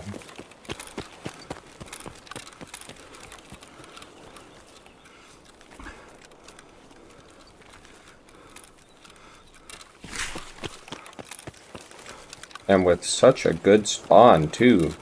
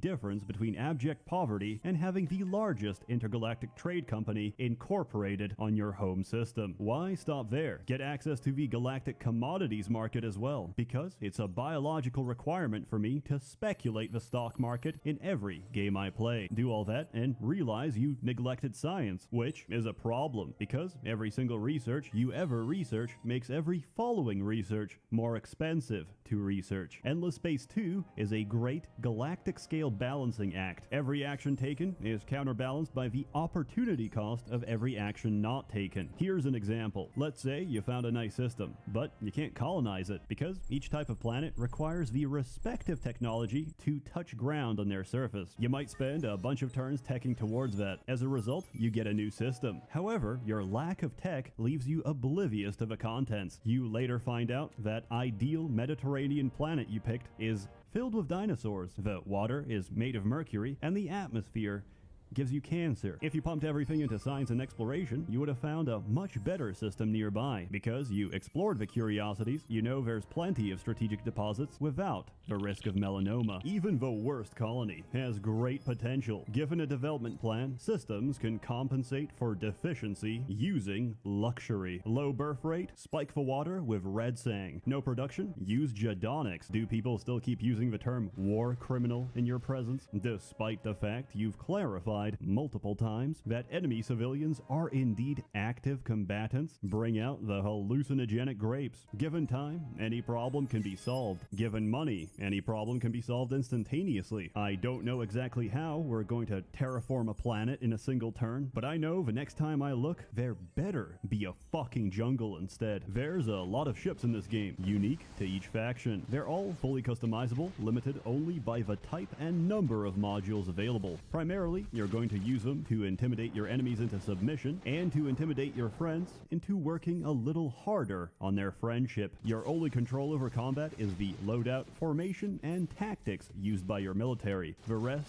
is a simulation played out by the computer, where each time a ship explodes, you know the cinematic at the end of Diablo 2 where Tyrael throws his sword at the World Stone and it explodes into a billion chunks of wood? Yeah, that's exactly how every ship explodes in this game. Combat is very simple. There's different weapons which have different accuracies depending on the range of engagement. Flat cannons shred anything up close, including long-range ballistic missiles, but they bounce off armor. Lasers cut ships in half at mid-range, while beam weaponry works at every range. Unless they have shields, you can absolutely get away with filling every slot with a flat cannon, choosing the default tactics card, and still win every fight. Besides interplanetary combat, you can also directly invade. This works on the same principle, which means I'm still going to use the default tactics card, which just so happens to be preemptive orbital bombardment. Many civilians will die, but that is a sacrifice I'm willing to make. Your chance of success depends entirely on whether or not you have replaced your troops with a mobile suit Gundam. If you conquer a system, you can choose to either spare the population or take a massive hit to your public approval rating by re-educating and reintegrating the native population into the fucking soil. Which is a good time and segue to talk about politics. In Endless Space 2, you have government, you have Senate, and you have an obligation to represent your people, which is why we have a dictatorship. Power to the masses is power to the upper classes, and any proletariat will see the wisdom of my words. Politics is all-encompassing in Endless Space 2. Any action you take, endorse, or sponsor will shift the political axis of your entire empire. As with real life, the opinions of your people are difficult to manage, their motivations difficult to guess. There's a total of 6 different party ideologies you can choose to support, each two a pair of polar opposites: religious and scientific, militarist and pacifist, ecological and industrial. On top of that, you've got your government. This controls your party representation and how much corruption you can get away with. Democracy has the widest free party representation. It is also the most corrupt, because I have no control over my elections. Republics and federations are generally more progressive, offering less representation and more opportunities to correct the result of any rigged election. Dictatorship completely removes the need for underhanded tactics and ensures that all voices are heard and represented by the single party I choose. Every political party holding office has representatives. These are not your average man. These are heroes recruited from the academy. But what is the academy? You know how I said dust is currency and dust is essentially a cloud computing nanite swarm? Now,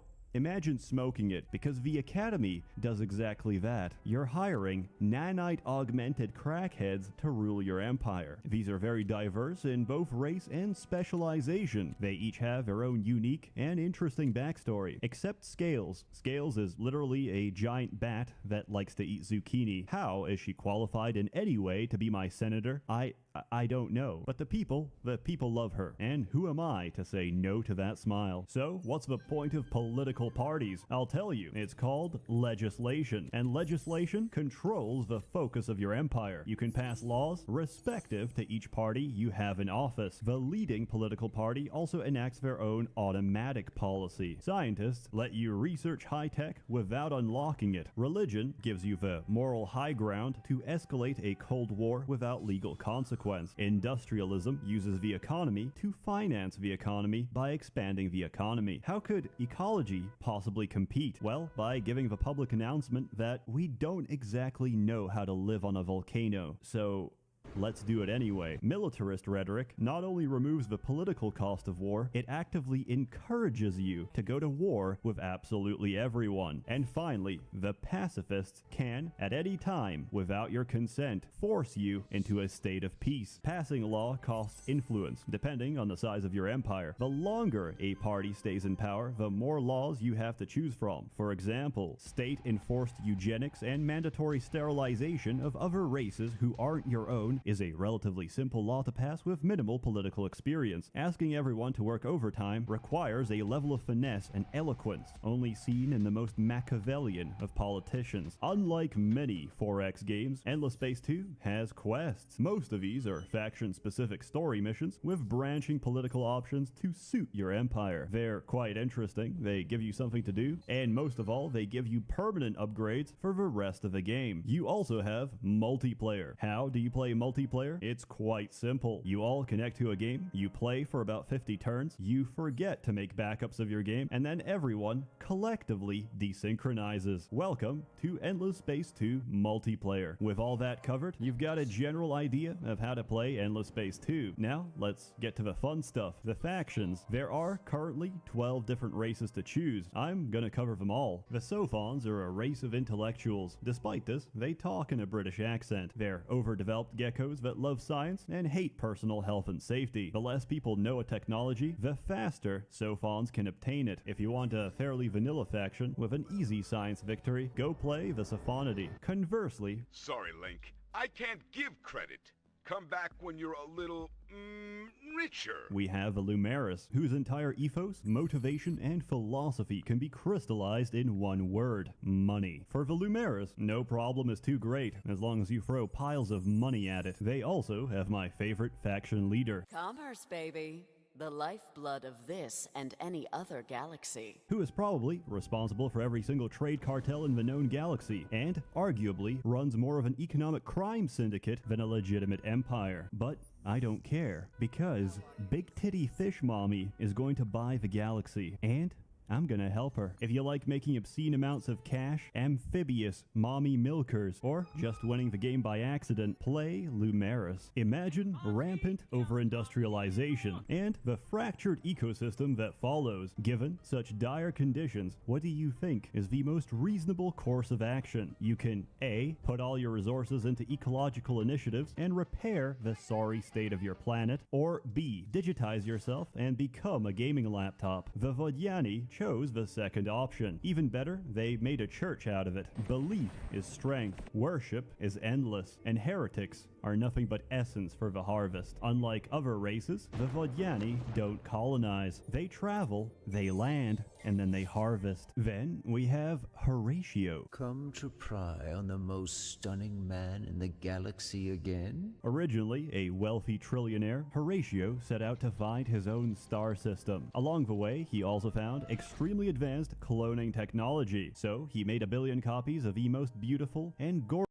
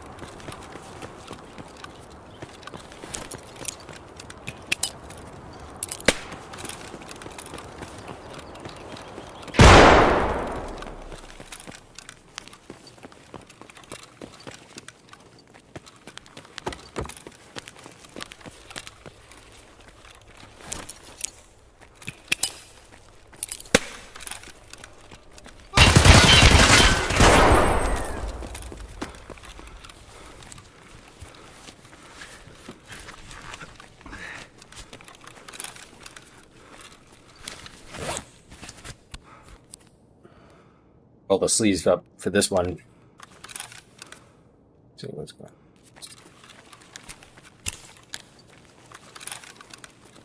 Вот он!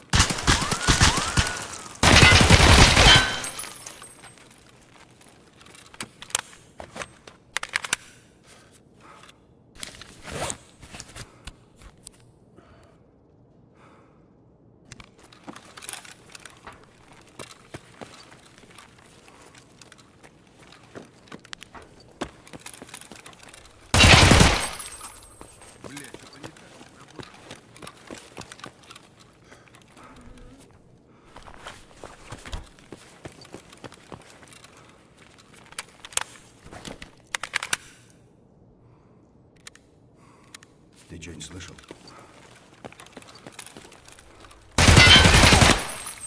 Понял. На позиции!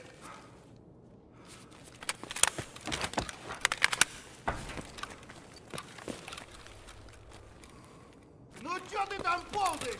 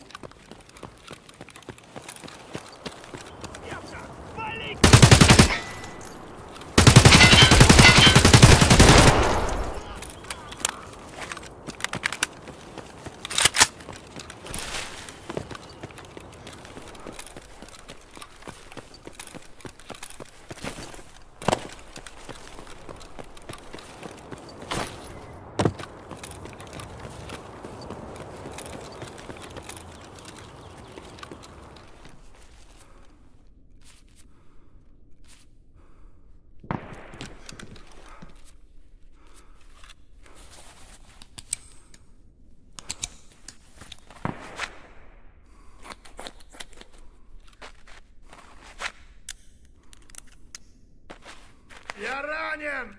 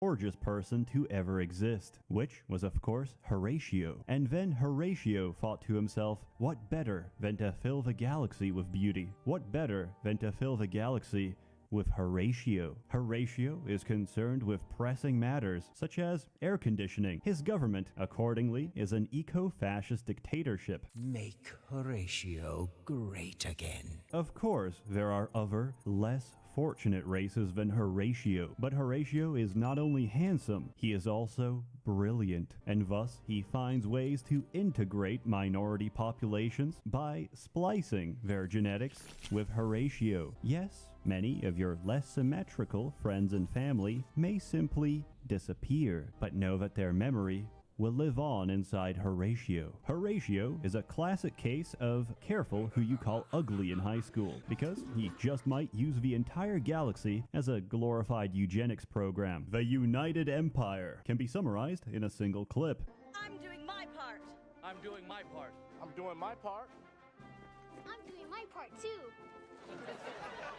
The United Empire is an imperialist, expansionist federation where the will of the emperor is absolute. Any construction, any technology, any luxury he so desires, the empire provides. For the emperor does not ask, he commands, and the raw influence of his voice can make the impossible into reality. If you want to play not only the most industrious faction, but also the one that generates the most influence just by being industrious, try the United Empire. Propaganda, patriotism, and the greatest of military-industrial complexes await you. Enlist today, service guarantees citizenship. So far, everyone I covered at least have the option of diplomacy. But what if that's just not in your nature? What do you sound like when you scream?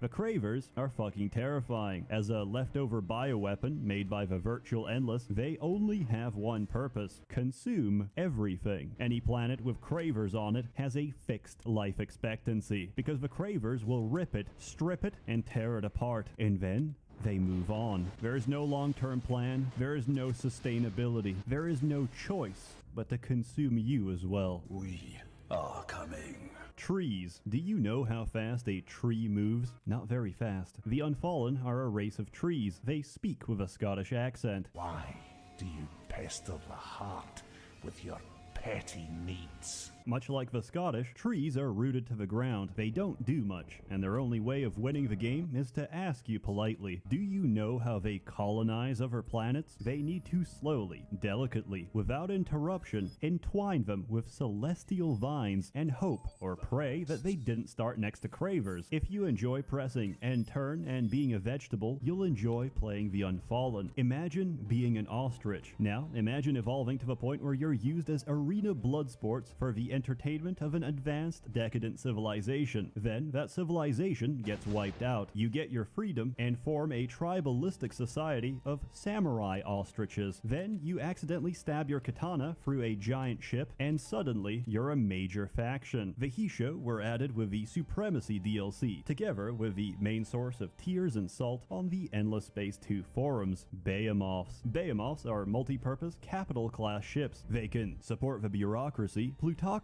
or theocracy, accelerate genocide, accommodate homicide, extract resources in a remote situation, and even terraform planets for improved habitation. They can do anything. That's why they're insanely expensive and you get very few of them. But that's not why people got upset. They got upset because the Behemoth is a precursor to something a little more concerning. A planet killer is morally dubious, leaves millions of grieving survivors, and generally causes public unrest. A system killer accelerates a megaton nuclear payload directly at the sun, causing it to expand into a red supergiant as the core collapses and begins to fuse hydrogen. In a single nanosecond, all life in that solar system is gonna need some SPF 70 sunscreen. The Obliterator is a system killer which is made by upgrading a Behemoth, and prior to many updates and patches, had no effect on public relations. I found this incredibly entertaining. Because the missile actually has to travel to its destination, it often took several turns for enemy players to see the ball of light quickly approaching their home system. At this point, you will notice something: the chat functionality, inside which you will see a stream of colorful messages calling you a number of racial slurs, after which the player will mysteriously disconnect and add you as a friend on Steam. Even after numerous nerfs, the Hisho stand tall. For the Hisho, combat isn't just about winning, it's about honor, which they call Kai because they're a race of weeaboo samurai chickens. The more honorable your actions, the more Kai you generate, the more obedient your empire. And if it ever falls too low, just remember, Aztec blood sacrifices are a great way of gaining popularity. Vaulters are the DLC race designed to completely invalidate the Sophons, because for vaulters, location is no issue. We've got portals for that. Disconnected system with no clear star lane? Even better. The typical vaulter player will usually fuck off to the four corners of a galaxy and quietly win a science victory before we can even find them. Also, their mothership, the Argosy, can be used as a two-way portal. I very much enjoy parking outside an enemy system, warping in my obliterator, and cooking them instantaneously. The Riftborn are Tetris blocks from another universe, which is currently overrun with super AIDS. In a last act of desperation, the Riftborn entered our universe. To them, it's a dystopian reality filled with all manner of squirming, wriggling creatures that piss and shit everywhere. From their perspective, they just took a one-way ticket to hell. However, they don't judge. They just want to survive. Unlike us, Riftborn aren't born. They're made in the construction queue. Otherwise, they work a lot like us, except in reverse. Terrestrial planet, I sleep. 1,000-degree lava planet with no trace of life? Real shit. Colonize immediately. Hey, it's a race of abstract geometric polygons. Give them a break. Luckily, they can also break reality by compressing or dilating the flow of time. And if you've ever been to a college fraternity, you'll have no problem pronouncing their names. The second last DLC, Penumbra, introduced a controversial mechanic: hacking. It's a nice way to grab intel, sabotage enemy systems, and of course, accidentally turn a craver government into a pacifist dictatorship. With that, they also added the Umbral Choir. The Umbral Choir is an immaterial, intergalactic wraith with good intentions. Like a ghost in the machine, the Umbral Choir spreads by hacking absolutely everything. Every transmission is tapped, every system is compromised, and we have no trace of who did it, because the Umbral Choir doesn't want to be found. How do you fight something you can't see? How do you stop something that's already inside the wire? And if it's already inside the wire, then how do you know it isn't inside you already? Honestly, they're extremely fun to play, especially when your friends mouse over a system and ask why half of their GDP keeps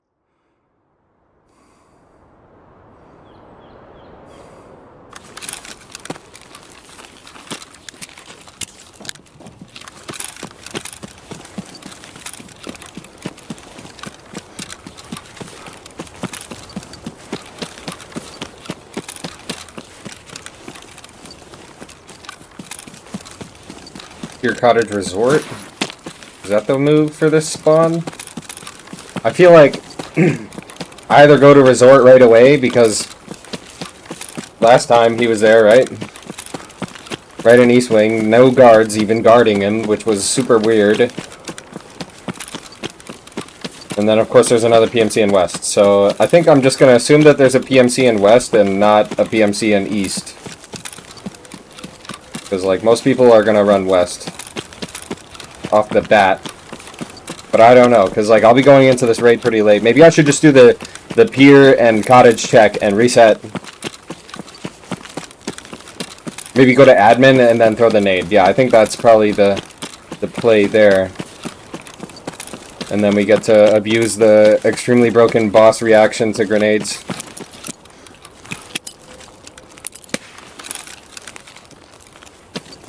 Стоят! Стоят! Стоят!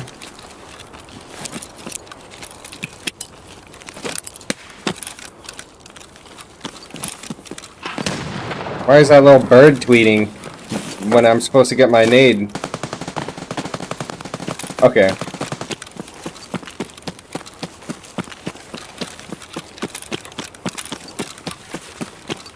What is it, like a minute into this raid?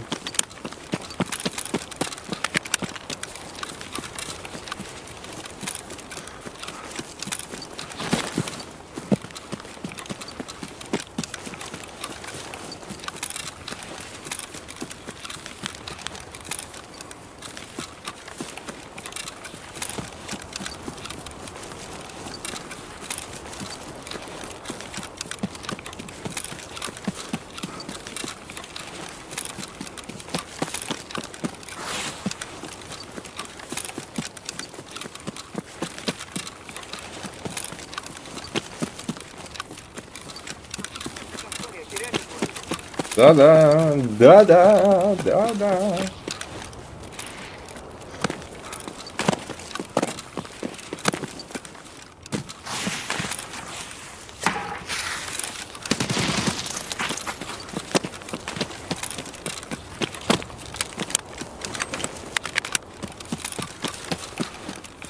Come on, Step Scav.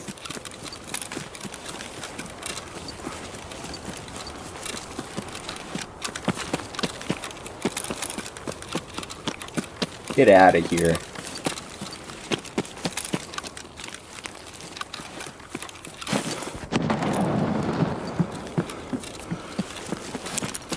Those guys are up here now.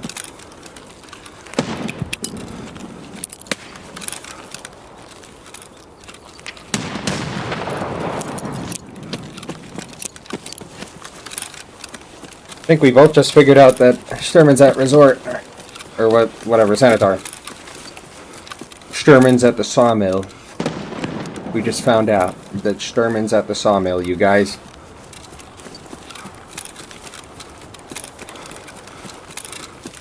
We are still playing this game.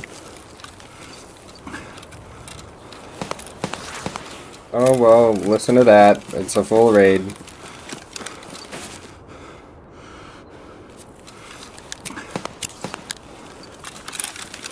That guy's out there doing his scav killing. Judging from the frequency of those shots. Tap, tap. Definitely sounds like a player shooting. Now, if he fired a little burst, could get away with a lot more with that. A little leeway.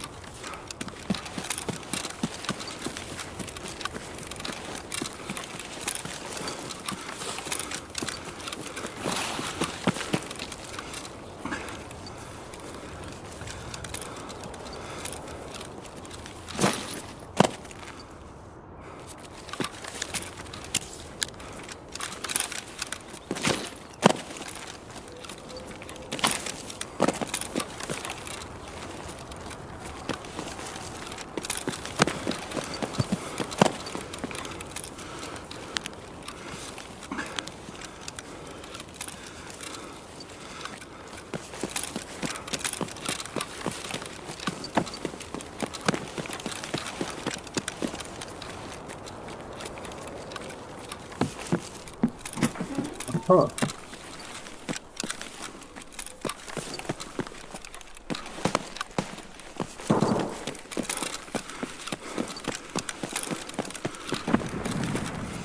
I guess, like, since Gluhar is spawning underground and, like, I don't know, the only weird ones were Shala, right? Like, these bosses with 3 spawns instead of, like, 1 or 2. Sure sounds like a player is trying to bring the fight over to Sanitar right there. Maybe I can find a way to force this.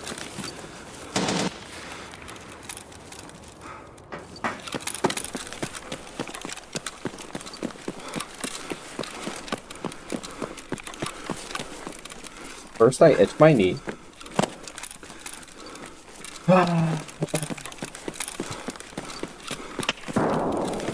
Yep, sounds like there's some volatility in that part of the map currently. Sure sounds like a boss is getting his ass handed. Right?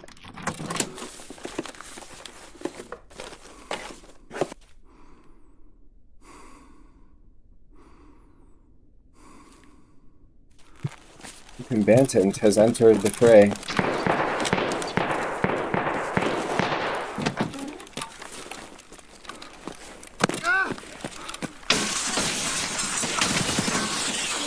Is that a 5-man? What is that?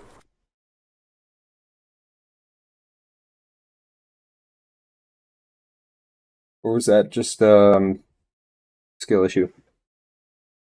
What's up with the frames? Give me my frames back. Into the Craver Pension Fund. Finally, it's a good Yeah, it time was to the talk bots. about The the bots. last The DLC, bots. The bots. Awakening, which adds The Vanataline, bots. a The fairly bots. The interesting bots. religious faction that I personally 7-6. enjoyed. Wait. Also, 7-6. the Academy as a Dude. AI-controlled What? faction. Now, let me tell you why that's a problem. Because the leader of the Academy, bear with me, I don't know how to pronounce his name, because Isandir takes territory, which he doesn't need away from players. He can also enter your territory, destroy your fleets, and siege your planets. But Lord forbid you manage to sink one of Isandir's ships, which, by the way, are stronger than any other faction. That's an act of aggression, and he's going to ask you to pay reparations. Small side note, if you're getting harassed and abused by Isendir and you want him to stop, you can't. Until you discover the location of the academy, you can't even do diplomacy. Now, let's say you forgive all that. You're open-minded, and you're wondering, what's the point of a new academy? I am once again asking for your financial support. Every 10 turns, Isendir will ask for your most generous financial contribution to the academy. The highest contributions will get their preferred position within the academy. After another 10 turns, I am once again asking for your financial support. also, he's been expertly programmed to forget any positive relations you had before, which may surprise you, since he'll go back to neutral and start attacking you. Better pay up, because you can't contribute to the academy until you've paid reparations. If you try to take his home system, he'll demand you give it back and pay reparations. Who the fuck made this shit? Oh right, it's not even the same studio. They outsourced this. I'm from Buenos Aires, and I say kill them all! Yeah!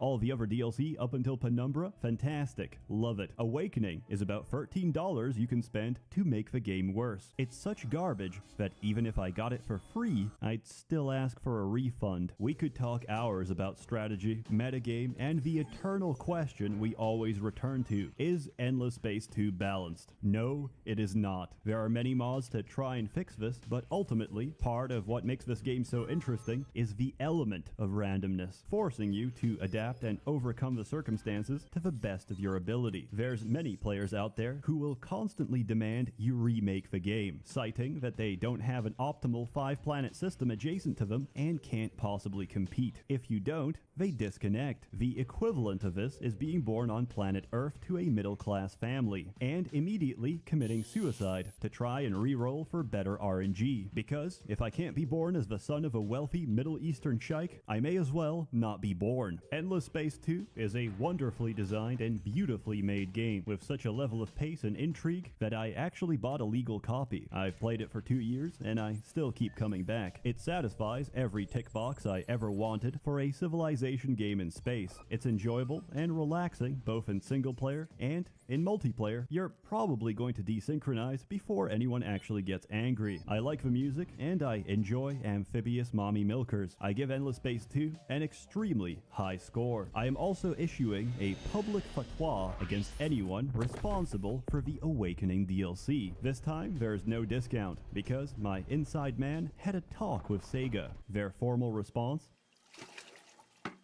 fuck off. So I recommend waiting for a sale, buying on discount, or using other legal methods of purchase that I am not yet aware of. As always, more content to come, so stay tuned. I'm sorry for all the delays. Streaming really put me back. A warm thanks to the many members of the Merchants Guild, generously funding and bankrolling these videos. You're all truly wonderful. Take care and have a good one.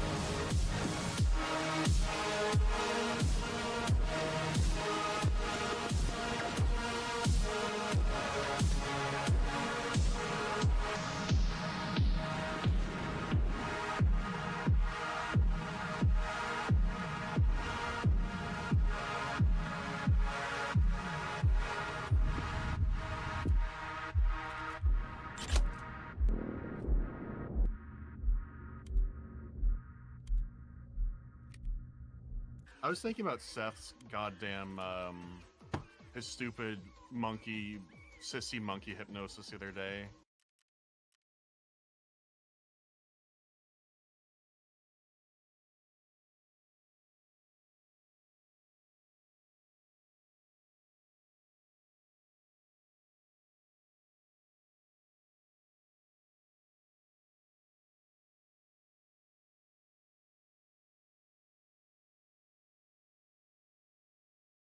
Hello, this is a re-upload. If you've already seen it, click away. I got the video taken down because I had a meme of this kid puking on the carpet and his mom deciding that the best thing to do to improve the situation is to start beating him with a belt. This was inappropriate. I'm incredibly sorry, and I apologize for everything forever. Hey people, Seth here. Now, you may be asking yourself, do I have deja vu, or did you not just review another tank sim 2 months ago? Correct. Then I went to their direct competitor and doubled my money. Sign up today using my invite link in the description below, and new players will get 250,000 credits, the Tier 5 Elite Heavy Excelsior tank, and 7 days of World of Tanks Premium. You also get to rent the Tiger 131, the Cromwell B, and the T-34 85M for 10 battles each. World of Tanks is a fun and immersive game where the primary players are either Vatniks or alcoholics. Despite this, or precisely because of this, it's incredibly successful. In the UK, beatings sharply increase after a football game, dependent on the outcome. If they lose, they get beaten. If they win, they still get beaten, but triumphantly. This game is exactly that, but for Eastern Europe. The game is now 12 years old, so you'd expect it to look pretty dated, but it's had a lot of graphical overhauls, and dare I say, it actually looks really nice. I started playing this around the same time I got into university. Consequently, I failed university and had to repeat the entire year. I think that's a very good endorsement and metaphor for what World of Tanks is. It's like a car crash you can't look away from, except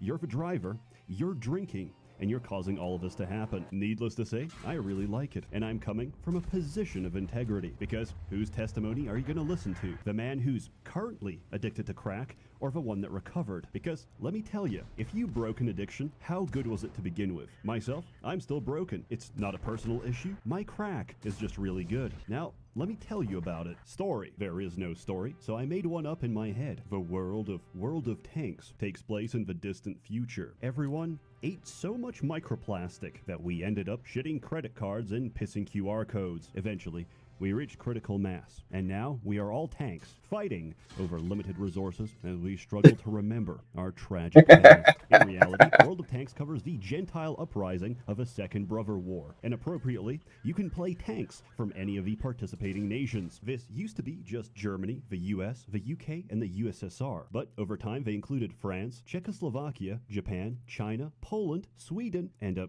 I think this is Italy. Sorry, it is genuinely hard to tell sometimes. This is no one's fault but my own, because I choose to use the girls in Panzer UI. So please, bear with me. Gameplay. There's a lot of deep mechanics behind this game, and while there's many official resources to help you learn them, theory does not compare to practice, because in practice, you and I are inside the same Soviet random number generator. Reason and logic cannot reach you. Your performance is based entirely on esoteric mysticism, belief, and high-purity ethanol coursing through your bloodstream. Combat is very simple. You and your teammates face off against an equal number of opposing steel containers. Your objective is to penetrate and kill their human cargo. You do this with your turret, the effect of which is determined by the size, caliber, and type of ammunition you're firing, versus the angle of impact, the thickness of a plate, and the position on the tank model. Basically, it's all about learning the peculiar eccentricities of your current tank against the strengths and weaknesses of your enemy. Unlike War Thunder, which I'm going to compare to often because it's the only market competitor, tanks are not rendered automatically. World of Tanks takes the approach that realistic tank combat is so chaotic that someone has to physically detect an enemy vehicle through their viewing port and relay that position by radio to the rest of the team. Now, this is done automatically, but effectively, this means that camouflage and being spotted is the difference between an invisible ghost and a painted live target that's visible to the rest of the enemy team. Getting spotted usually means you're about 5 seconds away from getting pounded by every single tank hidden in the brush, and if you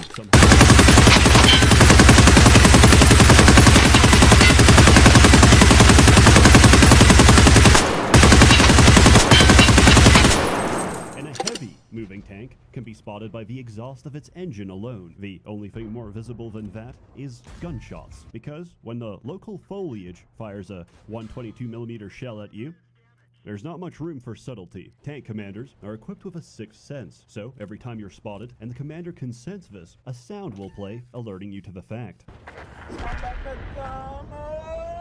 Obviously, this is not the standard sound, and yours may be different. So, instead of getting wrecked in the open, a good strategy is to park yourself in the woods and wait for the enemy to come to you. Much like the match queue, the start of each game, and situations like this require some amount of patience. So, in the meantime, I start fishing shrimp until level 3. This is some good XP, so I'm taking full advantage of it. During the making of this video, I have watched the entirety of Girls in Panzer, made a fortune selling pie shells, and at this point, I'm afraid to admit that I've enchanted over 16,000 rings of recoil. The possibility that I have some form of brain parasite is non-zero. There's a wide variety of tanks in this game, and they're not made equal. Light tanks are fast and mobile. They're not made for killing targets, but for spotting them. They're invaluable to the team, and when piloted correctly, can run circles around the enemy. Medium tanks are self-explanatory. Heavy tanks are even fatter and have a top speed in the low 20s. They're designed for the heat of combat, not maneuverability. With armor so thick, they demand an entirely different category of vehicles to counter them. Tank destroyers. These are specialized tank hunters that have no conventional design, aside from one common feature: the largest gun they can possibly mount and fire, without being ripped off from the recoil. And finally, we have my favorite class in the game: SPGs. SPGs, or self-propelled guns, are mobile artillery pieces. Appropriately, you don't fire them like a tank. You press shift, you line up your shot, and turn the entire game into a third-person bombing sim.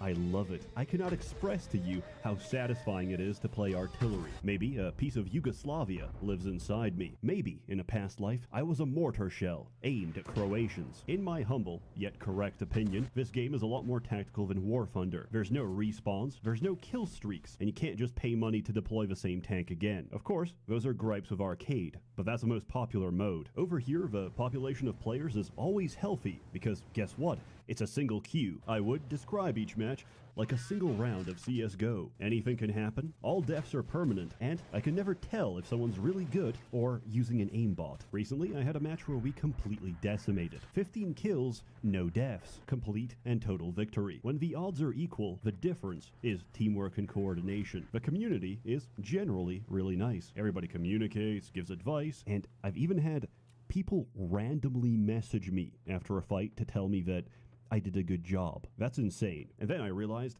that's because this press account is for North America. Do you know what Europe is like?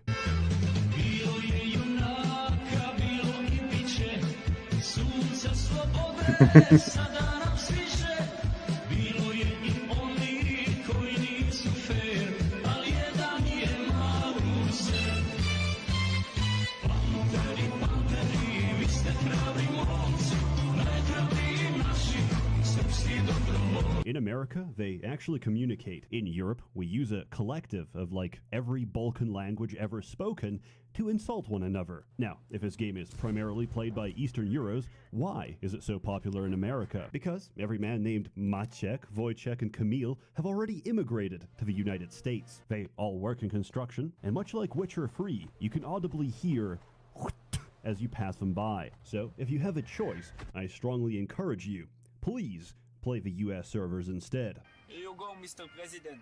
God bless Israel for the big America. Of course, it is perfectly fine and still really fun to play on European servers. And I do have my OG account there since like a decade ago, so I'm a little sentimental. And to honor this video, I will, for the first time in history, purchase microtransactions using my Wells Fargo $20 checking account. I have bought a premium engine exhaust. Let's see how I perform. In summary, war is hell. Also, there may be something different about my tanks. One of these is not like the others. One of these, seen from an outside perspective, evokes a singular feeling: disgust. See, this is how it used to be. See those men fighting the good fight? That's my grandfather. Did you know that in times of war, men can lactate? As you may have noticed, this game is incredibly moddable. This can be anything from replacing the UI to changing your damage indicators to adding custom sound effects. Man, it doesn't matter if you 15, my nigga. I like young girls. I like them 15, 14, 16.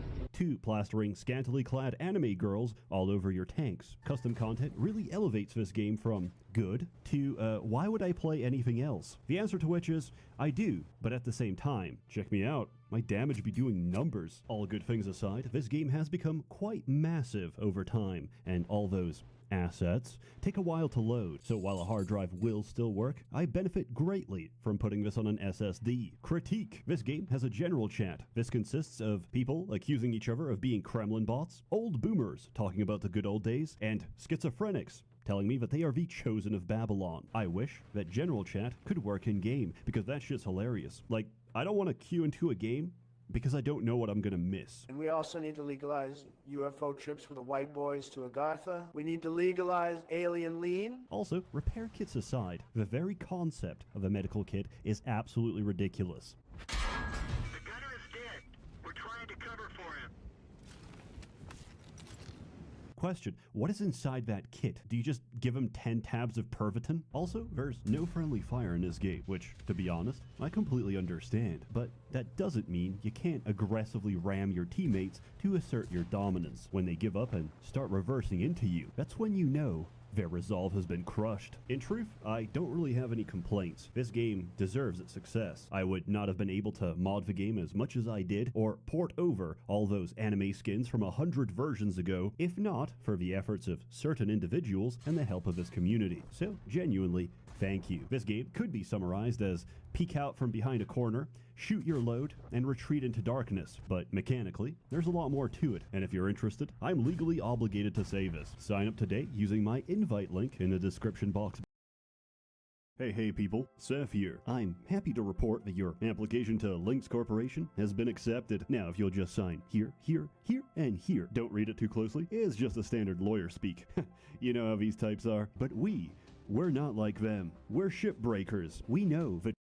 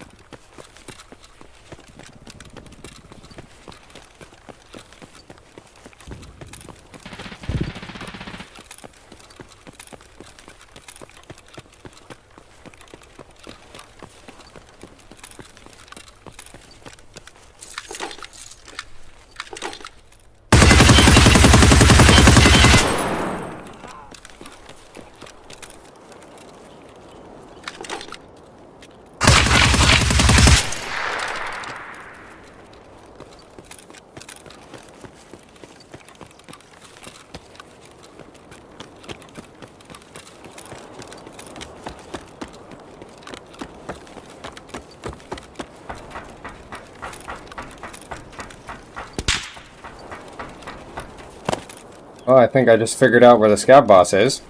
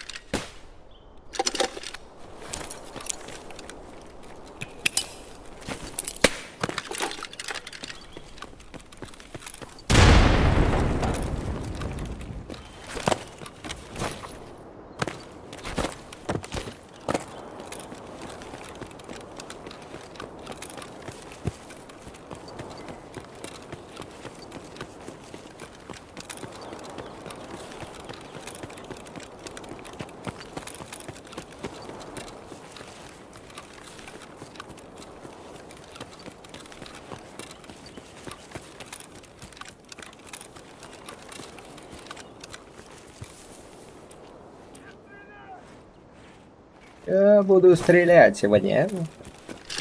Сегодня все день.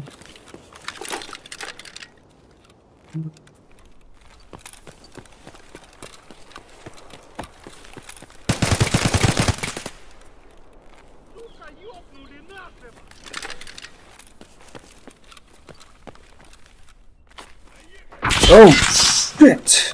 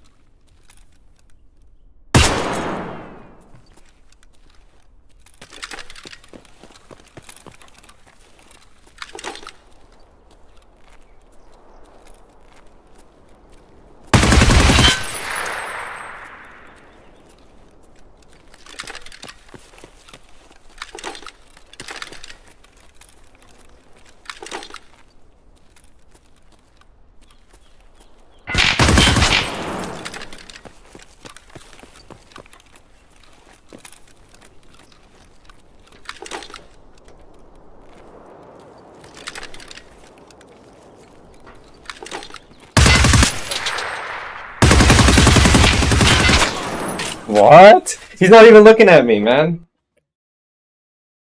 Not even looking at me. What? The true meaning of tenacity, of perseverance, of teamwork. The job is hard, the pay isn't great, but we'll do it anyway. Each and every day, we wake up to do the dirty work, the kind of jobs they don't want to talk about. You'll find a whole new breed of workers up here in orbit. M61s, but he's not even looking at me. He's got his back turned to me. The hard space shipbreaker. Welcome to It's unfortunate. to your new life. Literally. Yeah, read the fine print next time, Buster. We own you. Now, that'll be one. I don't know, maybe the next updates will bring some better synchronization with the AI, because it really feels like there's just a little bit extra on them. You know? At least, like, with this most recent patch. Sometimes. Like, when you get a boss on impossible difficulty, like, they just crank up the difficulty randomly. It feels like. Sometimes they're impossible, sometimes they're way too easy. It's, like, never really... I mean, and sometimes it's medium and you know, it's like the whole variety, but... What was that?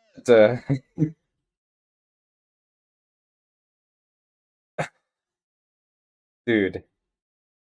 What was that?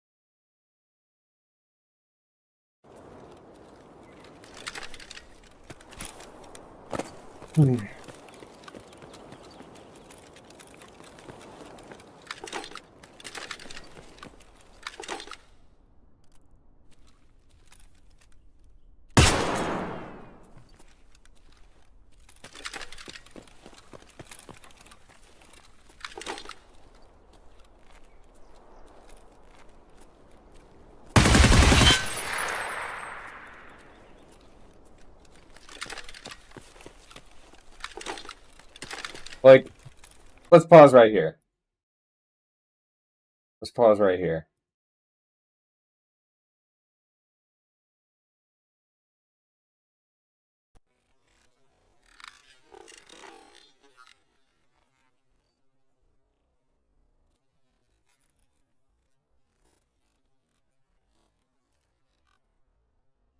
Like, what is this?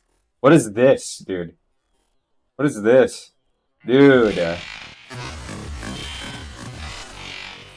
Like, he's already shooting at me before I'm coming around the corner. He's omnipotent. GG.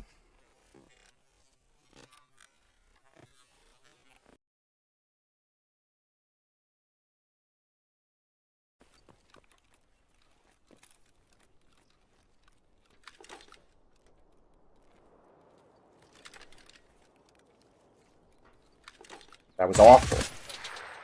Look at this, dude. You're telling me I'm dead? He's not even looking at me. He's not even looking at me, man. Like, what?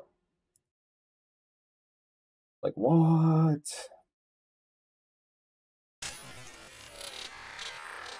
Spare you the audio. I mean, 1, 2, 3, 4, 5, 6, 7, 8, 9, 10. And I'm literally, like, going around the corner. He's not even looking at me. But on the server, he's got his gun pulled up. Right? Like, I didn't care about the PvP loot for much, but, like, damn. Reset. Let's reset, dude.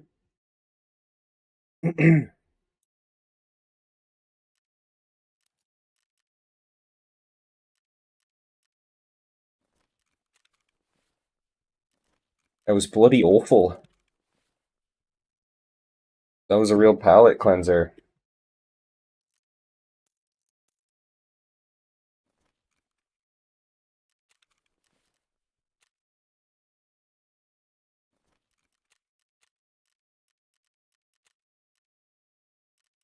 Should I just go woods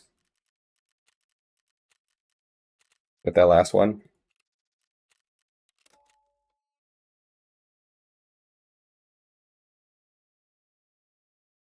Let's turn on some Fallout New Vegas jazz, you know? Really set the vibe.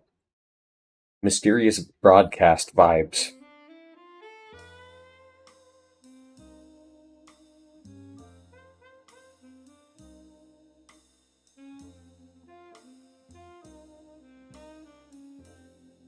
Let's just stream to YouTube for fun.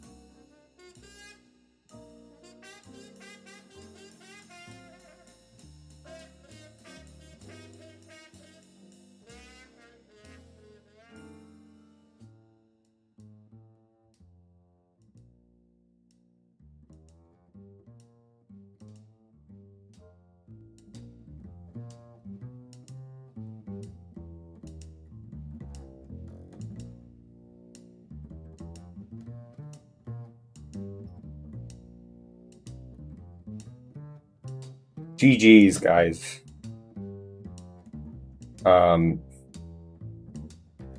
Yeah, bro, I mean, unlucky third party, I guess.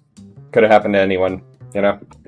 Just the luck of the RNG, am I right, guys? What a weird situation. I saw 4 of those players that ended up resetting to the lobby, gentlemen. GG. GG, gentlemen.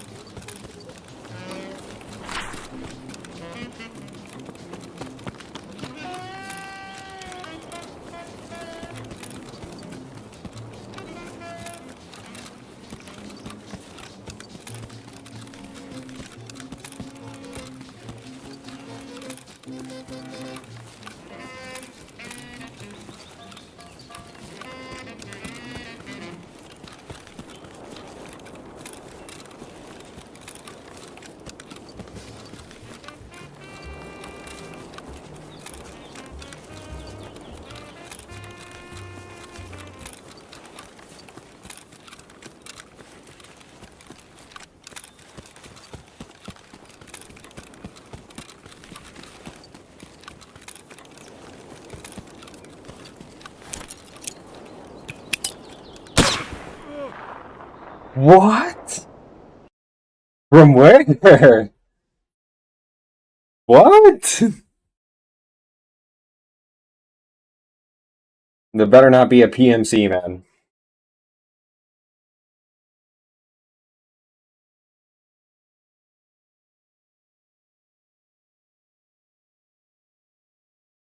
Another EOD guy, dude. I don't know, man. One tap.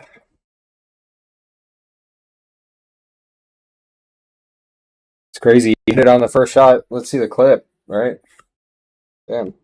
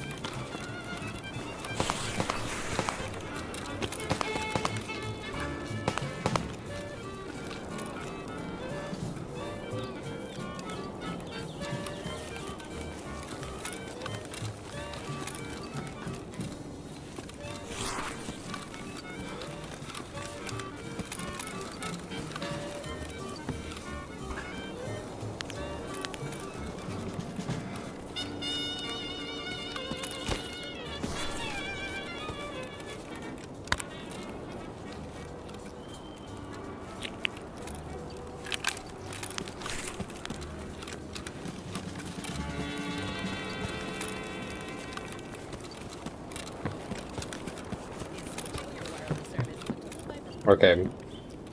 We're gonna listen to ads and I'm not gonna play music. That's the fucking rules.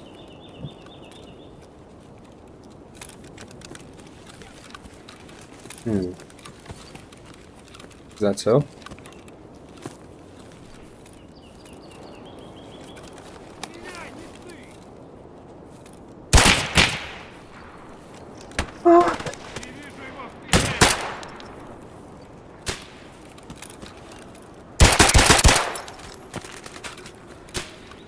Muy bien.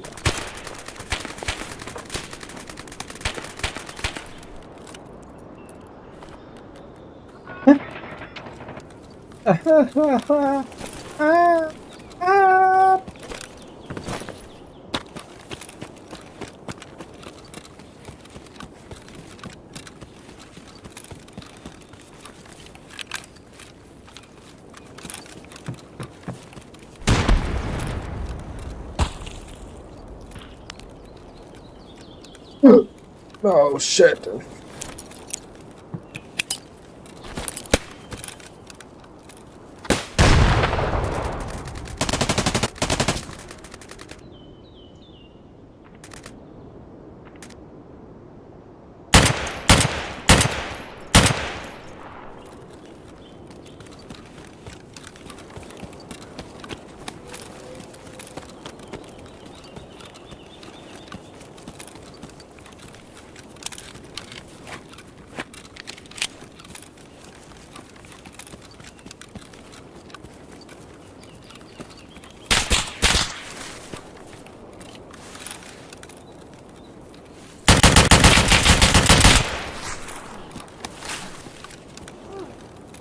Got your ass. Haha.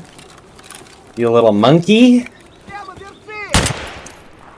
Okay, well, can't get this guy.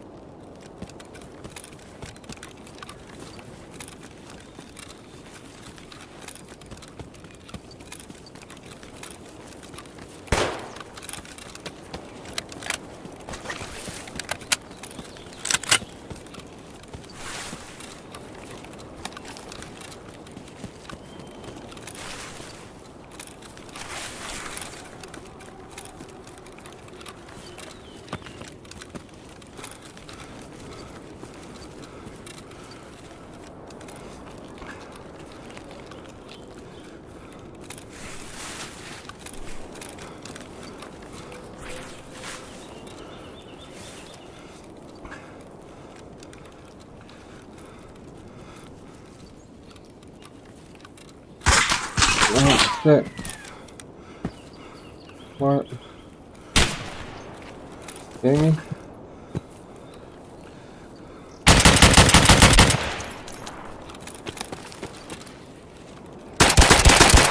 My life for Super Earth!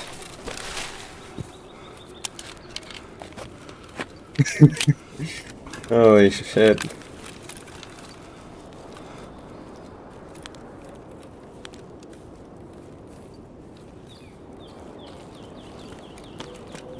They want to give chase! So be it.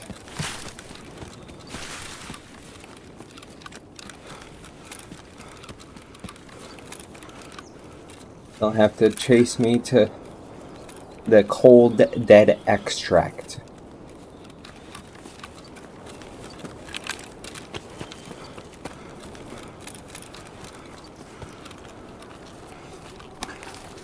My loot belongs to the extract camper here, not that guy. Any extract campers? Verizon.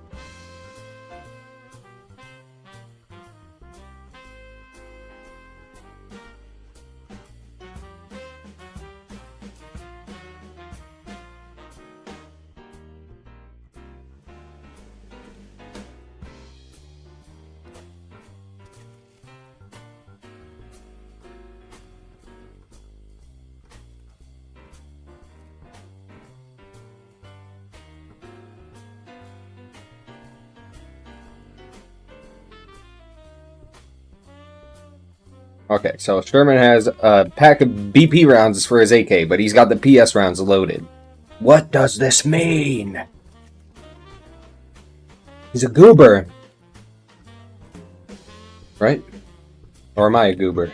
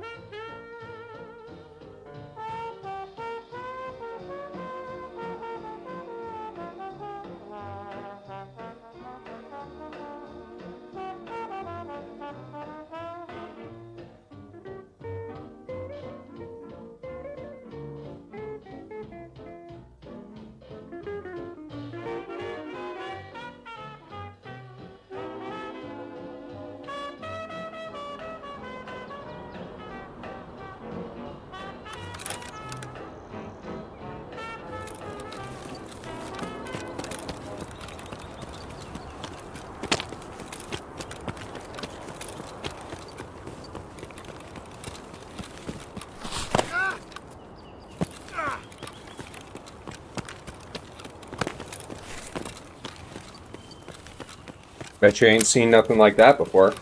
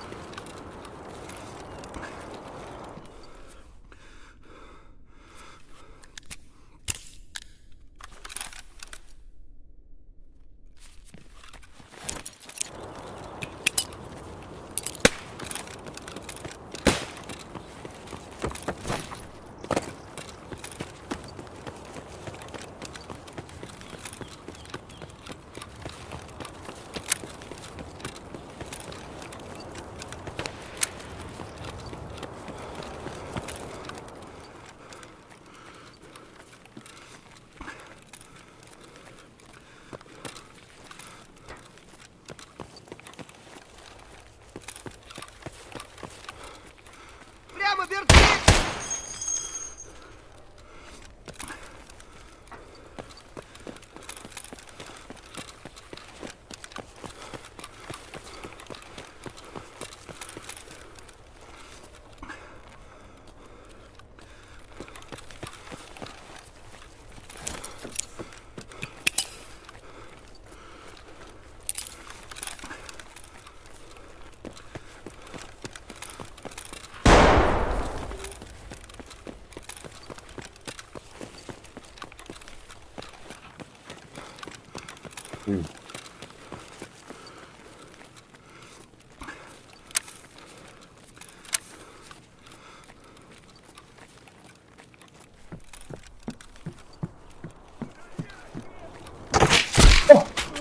What? He knows where I am! Where I live! What?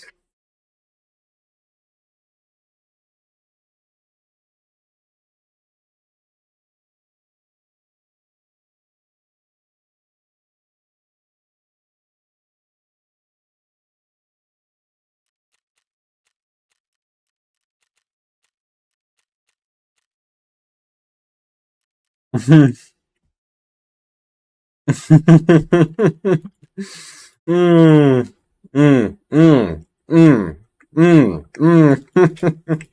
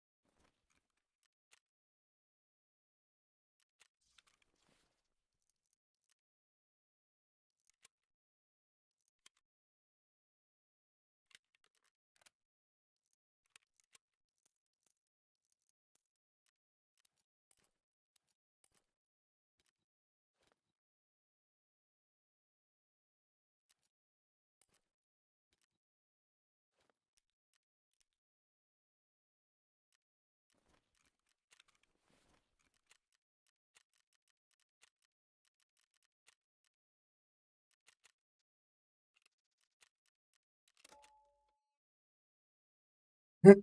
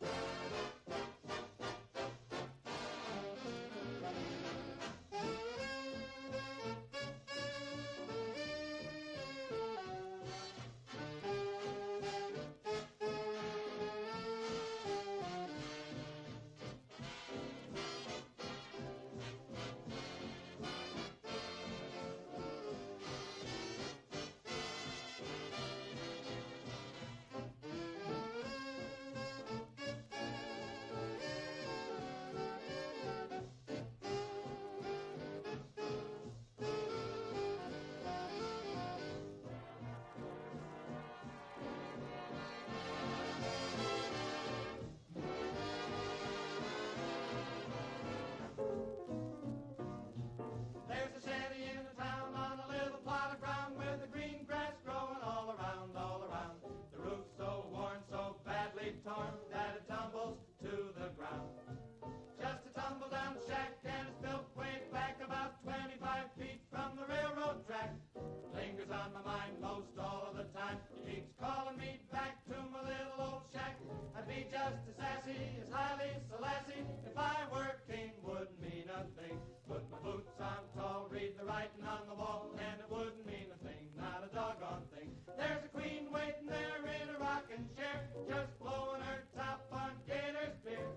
Looking all around and trucking on down, 'cause I'm glad to get back to my shanty town.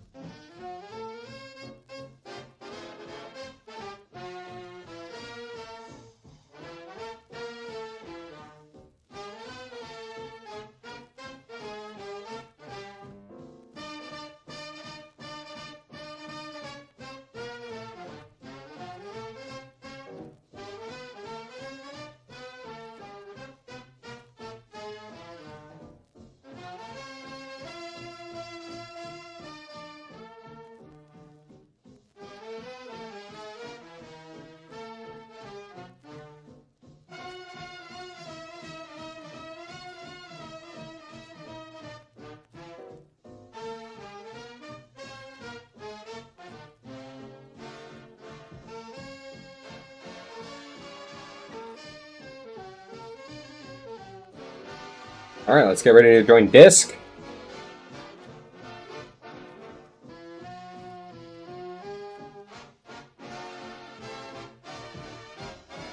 Oh, that was at 2 a.m. Oops.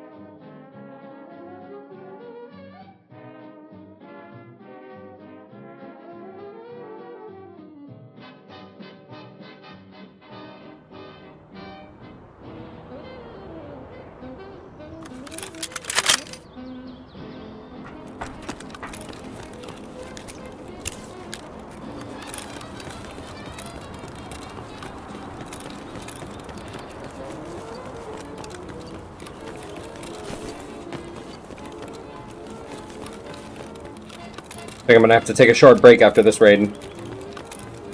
Maybe a long break, I don't know. Stream's probably going down.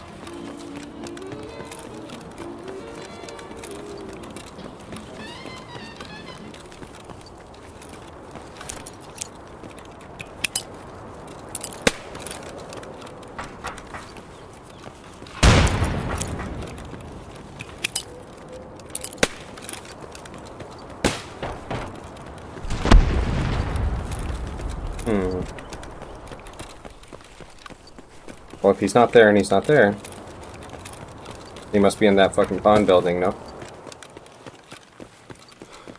Back here.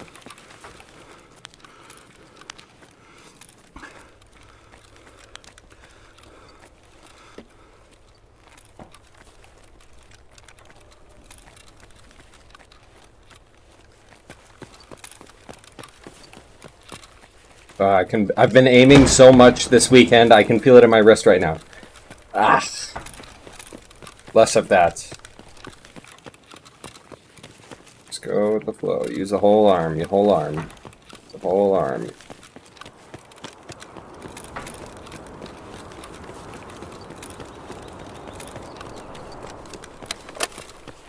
So many people, like, throwing nades to check for boss.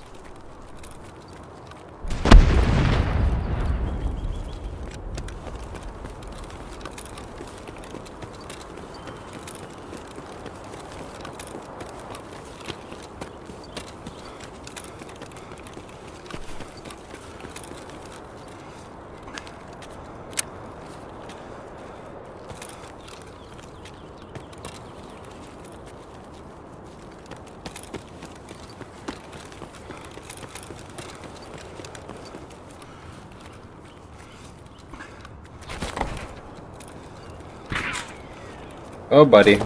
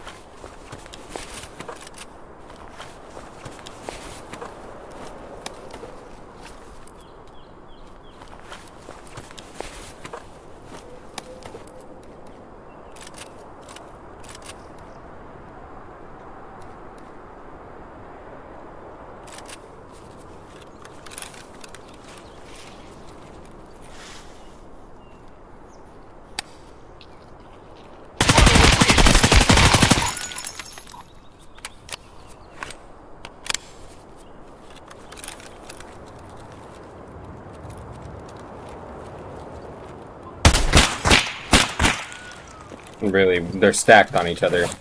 That's obnoxious.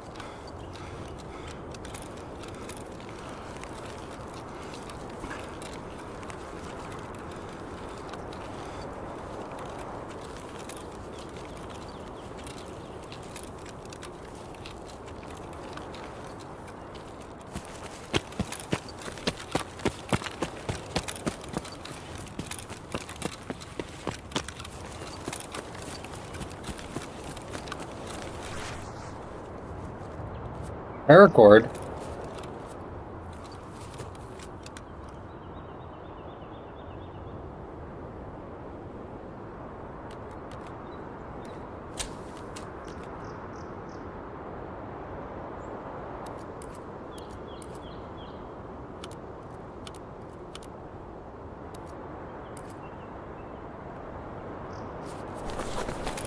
Oops. Knew I was feeling a bit light.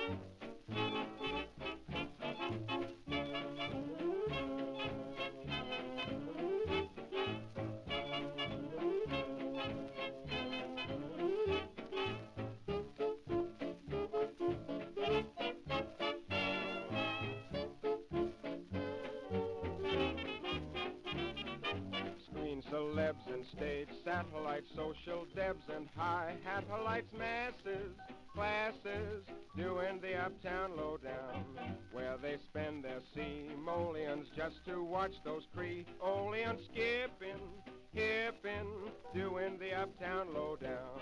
You'll find laughter after midnight, that's their playtime. Heidi-hey time, what price? Yeah, man. Bankers with their Cinderellatives listening to the...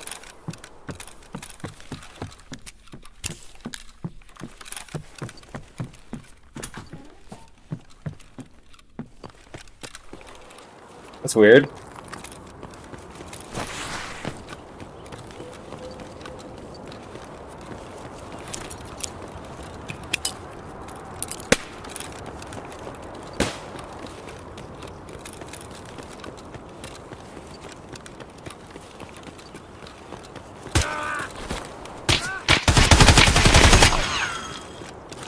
Nice try. GG. Gonna went for the head, buddy pal. I got those tier 5 plates for a reason. Good to see they actually flipping work sometimes.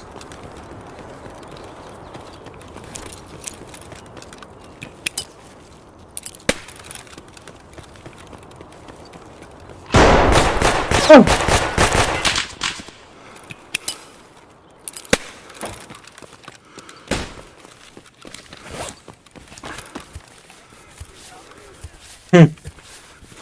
This is pleasant.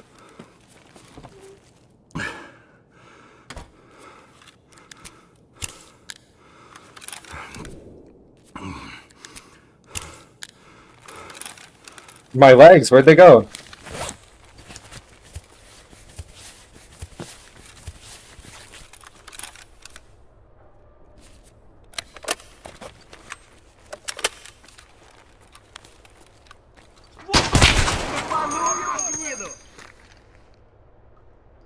Yeah, okay. If only I wasn't chicken nuggeted on my entry. It's unfortunate. Didn't have the stims ready. I had a surge kit, but no reason to use it. Silly. Gotta fight the whole server to get to Gluhar that time.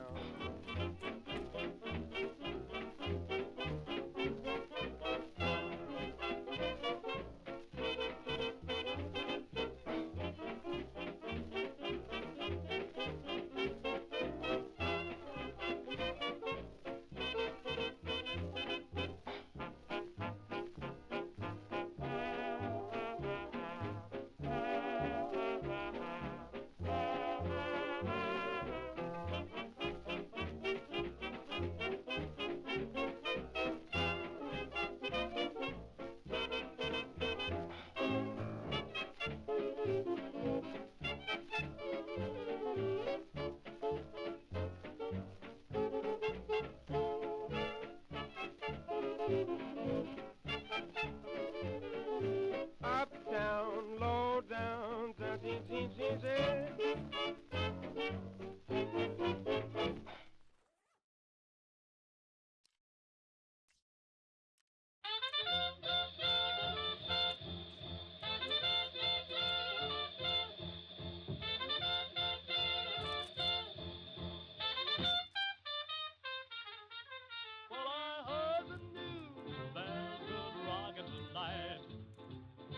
Well, I'm gonna hold my baby tight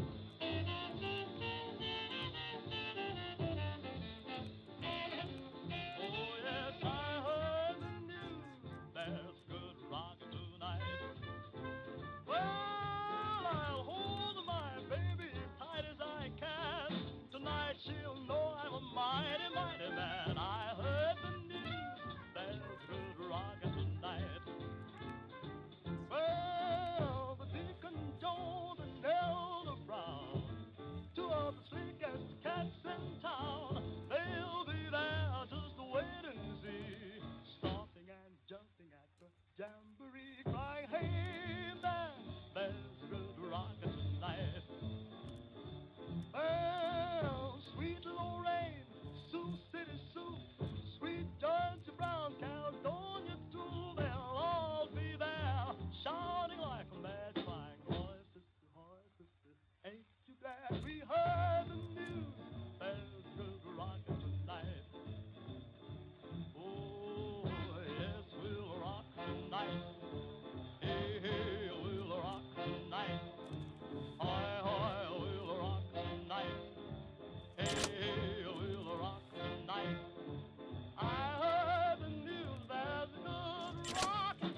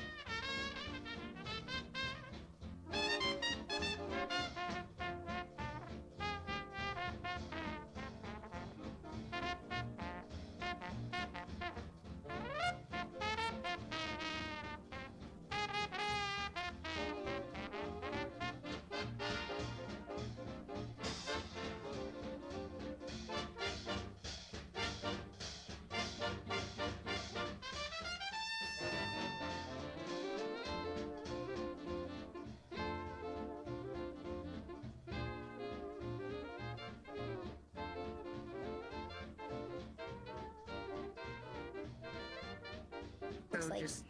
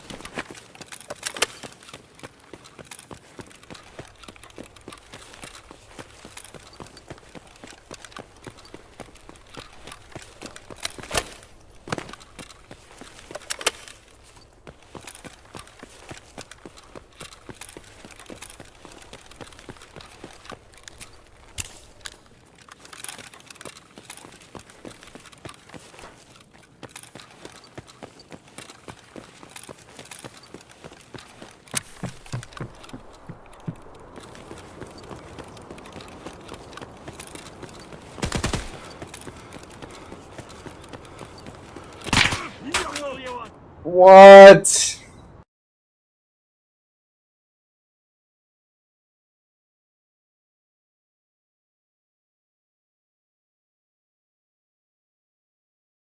Bullshit, man. There's nothing on this map except for a fucking corner that the boss is just holding and stepping out at the right time. Fucking trivial.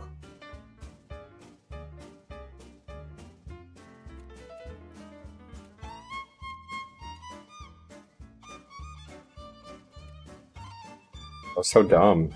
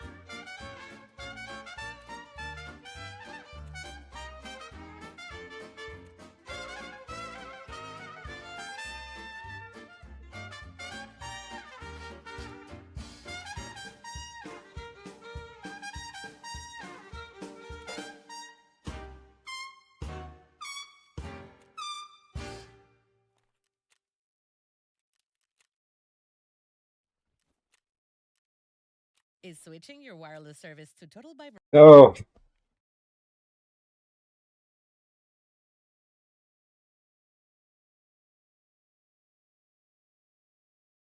Oh.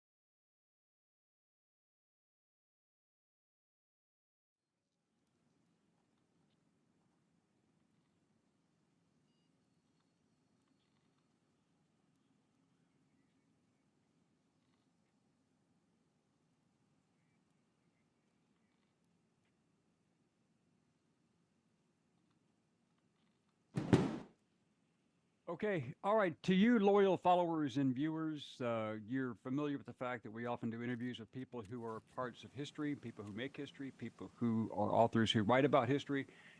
Today we have Lieutenant Colonel Dave Brown, retired United States Marine, Vietnam veteran, who is both made history, who is part of history, and is writing about history, and being a passionate World War II historian, as many of you already know.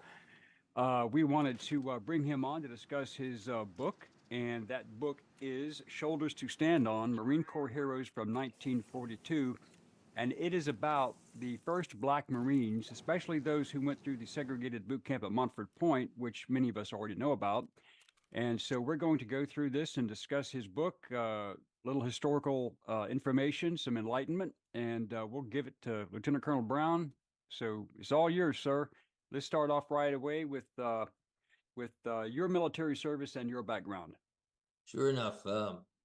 I joined the Marine Corps and went to the basic school in 1961. I was an infantry officer. I was a reservist, so I got out for about 6 months, and then I decided to come back in when my old outfit was going to Vietnam, and I stayed in since then. And so I had 22 years of experience. Before I was infantry, as I said, I had a rifle company in Vietnam.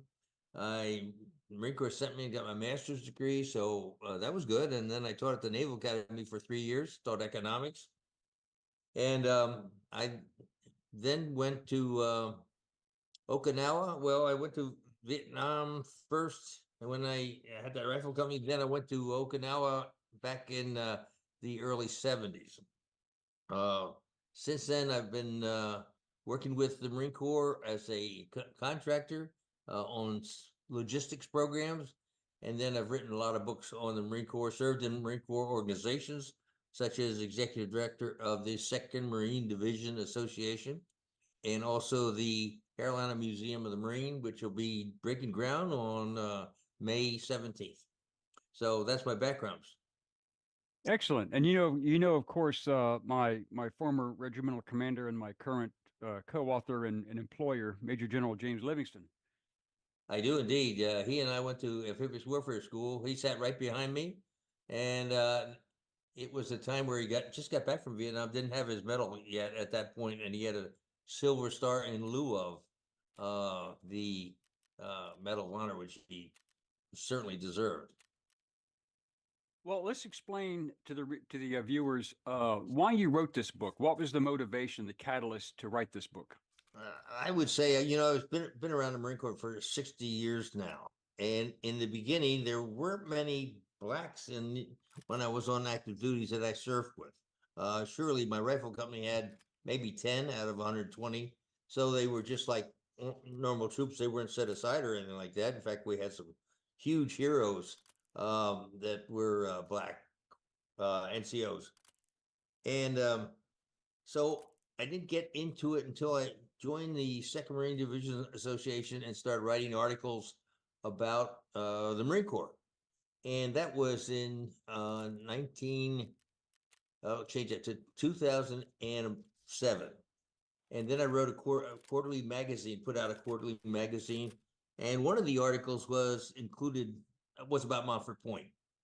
And I had a gentleman there who's now 98 years old, and he was a Montford Pointer, and he has become a very close friend of mine.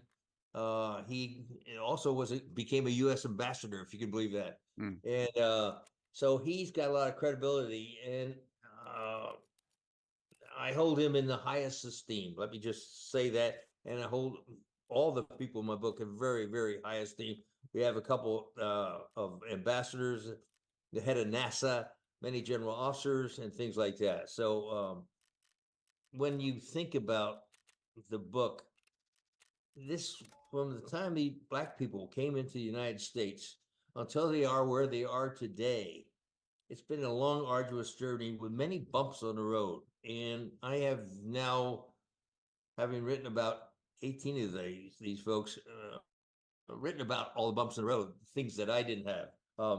I will say that they showed themselves very well, and we'll go into that a little bit later, in World War II. So Montford Point trained segregated units of black Americans to become Marines. And when they completed that, they all went to the Pacific, and they did very, very well in their roles. We'll talk about that a little bit later. One other thing too, when blacks get put down, and it was principally in the South, they get put down by bullies. And I've never liked bullies, and I've always stuck up for the little guy. And so this was predominant, I think, in my view of what was going on prior to Montford Point and then continuing after Montford Point, but it's faded a lot. And I will say that 6 of the people I wrote about were Montford Pointers. That's what we call Montford Pointers. And then 11 or 12 were they're past Montford Point. We had closed Montford Point by that time, and they went to the regular boot camp. I think racial equality, Colin, will never go away, but we must continue to trap it, make it get less and less. So I thought then, what answering your book, the marvelous accomplishments of the gentleman from Montford Point and those afterwards deserved to have a book, and that's what I did. Well, that's good. Now, the integration process wasn't exactly smooth. I know for a fact that the legendary, Major General Thomas Holcomb was not very pleased, and he was not on board with the integration even during World War II. But the commandant, Alexander Vandergrift, he made many quotes about that for him. Oh, yeah. Explain that dichotomy between Major General Holcomb's approach and Vandergrift. This is something that's a surprise until you do the research. Delaware, the state of Delaware, was the most southern state where it seems like right now today that it's way up north, but it's really the most north. He's from there, Holcomb was, and so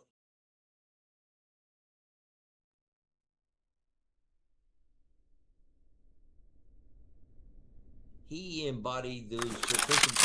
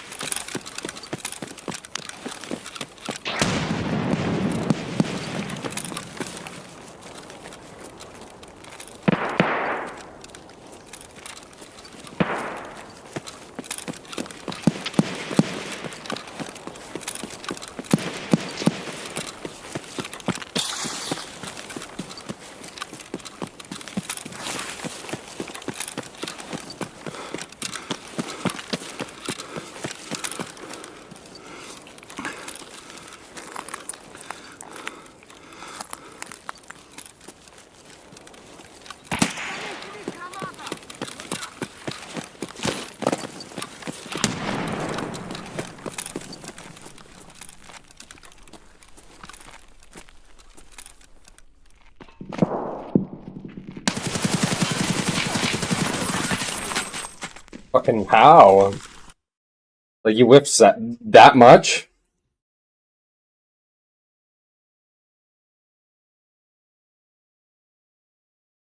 He's not even coughing? Where there's no respect for blacks in America, or Negroes as they call them, or colored people as they call them, and things like that. There was a philosophy, not only with the Army having black units, segregated units, but with just information that the black children coming out of the South were Fucking how? educated. And it's a proven fact that many of their schools, and several of them in little stories I have in a book about various guys, many of the schools had like 4 classrooms for eight grades.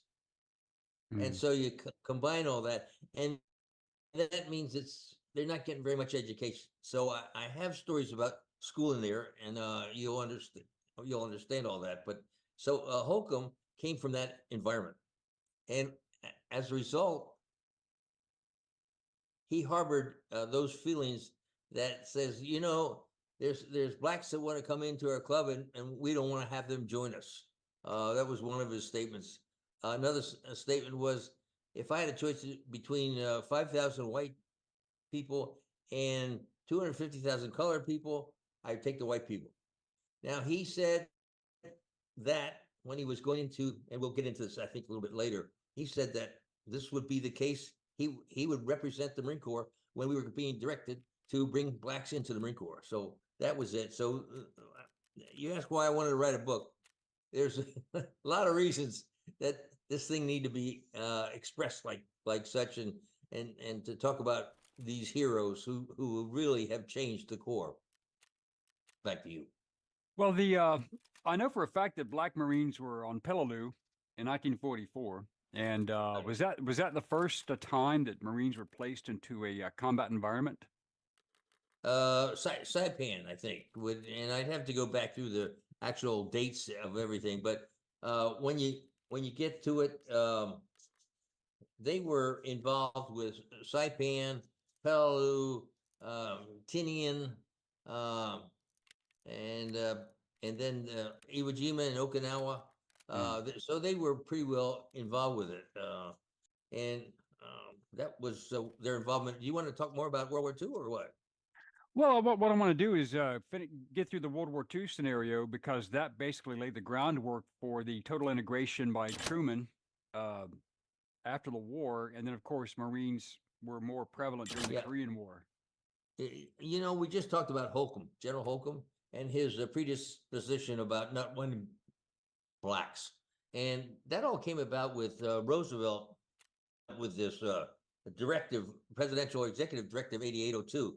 And he was forced to do that by threats on the White House. So, and he wanted to get reelected in 1940. So, and his wife was badgering him about more equality and things like that. And there was also another champion, this intellectual guy. He's A. Philip Randolph, and he was the head of the Porters Union. And he was adamant about 10,000 people coming to the White House, and they were going to occupy the grounds of the White House there.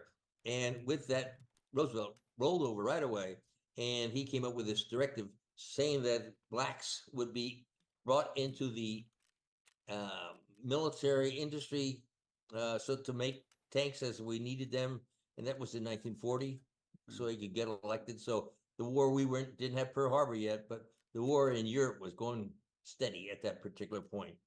And also the military had to take in blacks. So of course the Army had some, and the Marine Corps had none at this point. So that's that background there. And then I wanted to say that, you know, Montfort Point is the name of the camp that evolved, but that was because they were building the New River Marine Barracks, and we didn't call it Camp Lejeune then. It was called Camp Lejeune until a little bit later.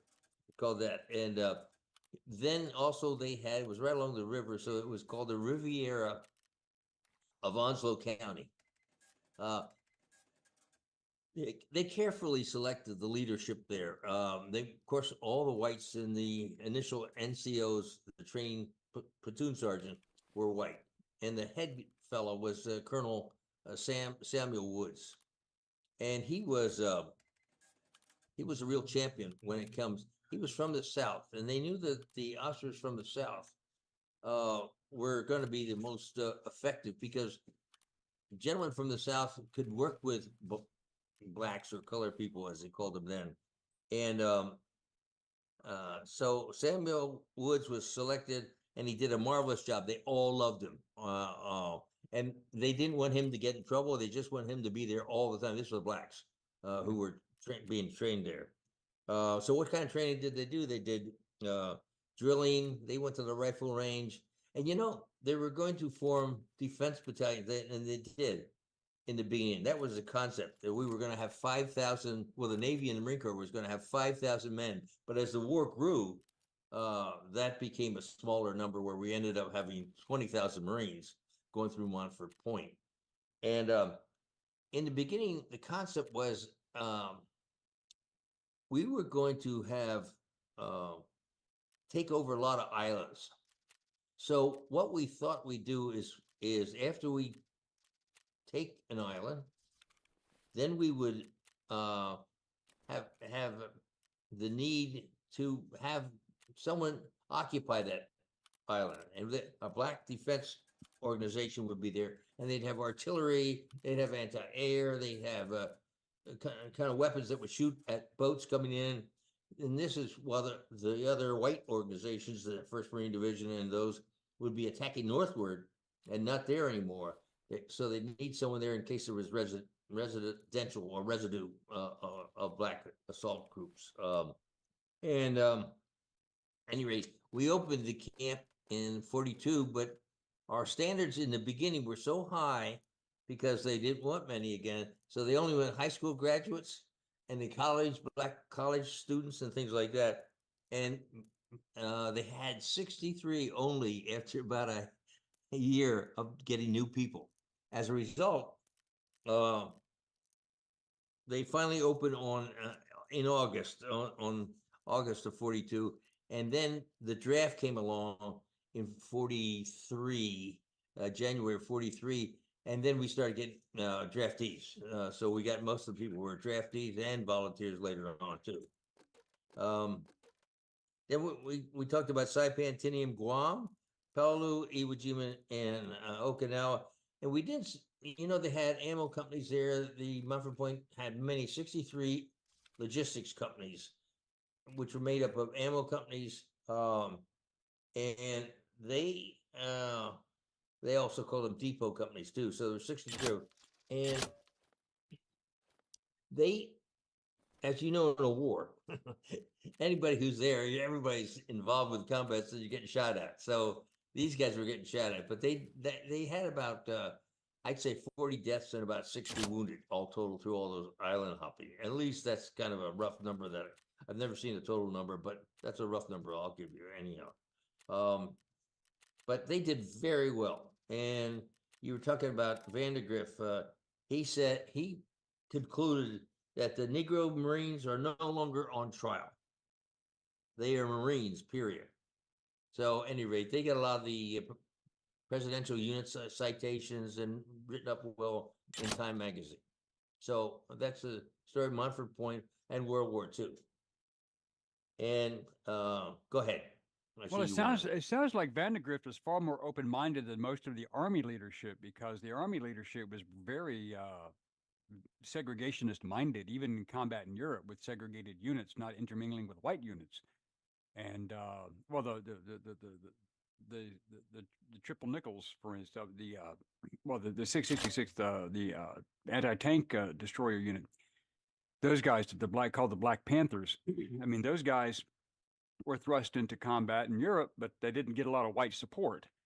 And it was almost as if they just threw them in to be a stopgap measure.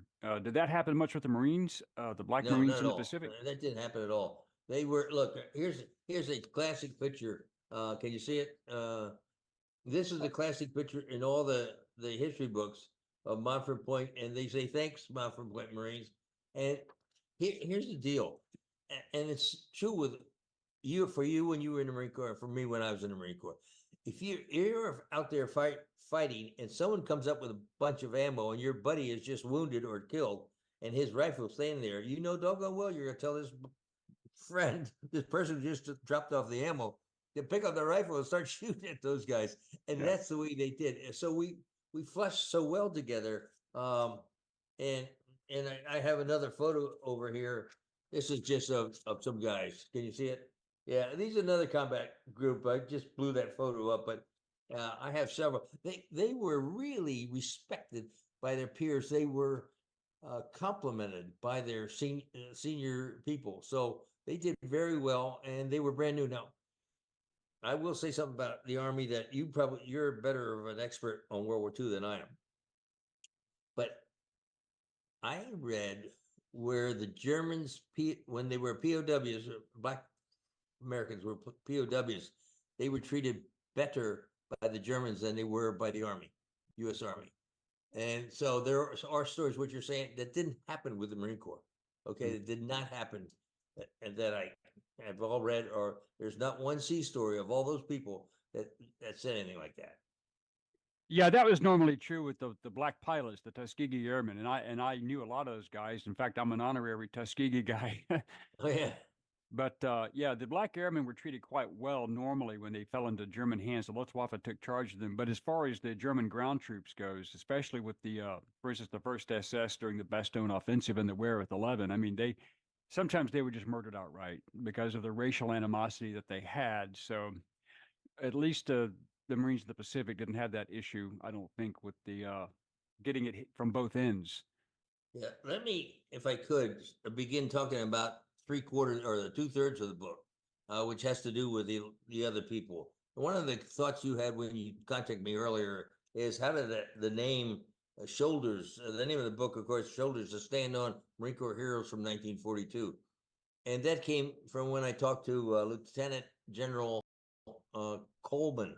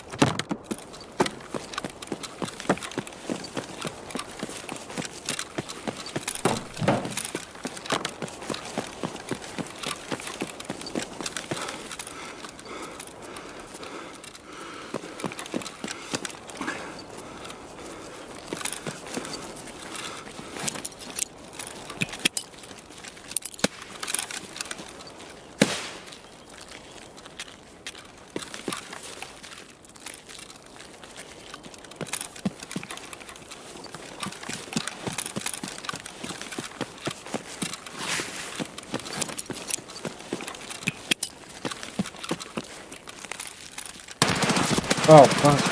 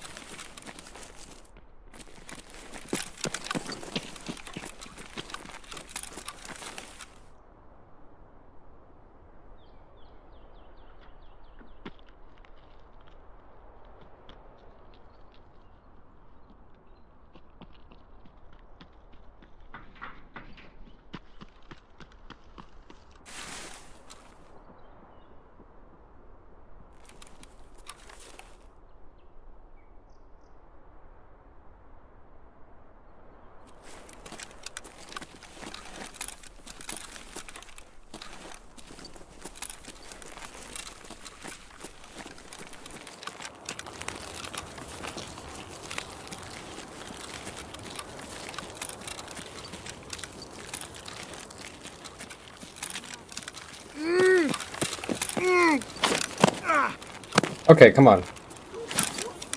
Okay, you're a person in real life. Just learn how to move.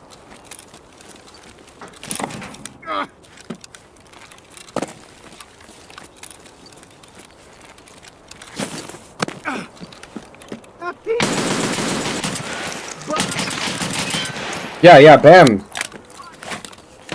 How many times?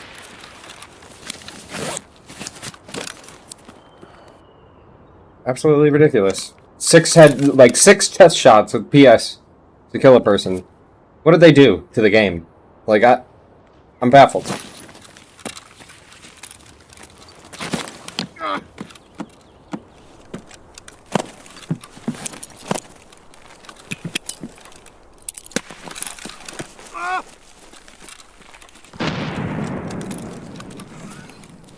Mm-hmm.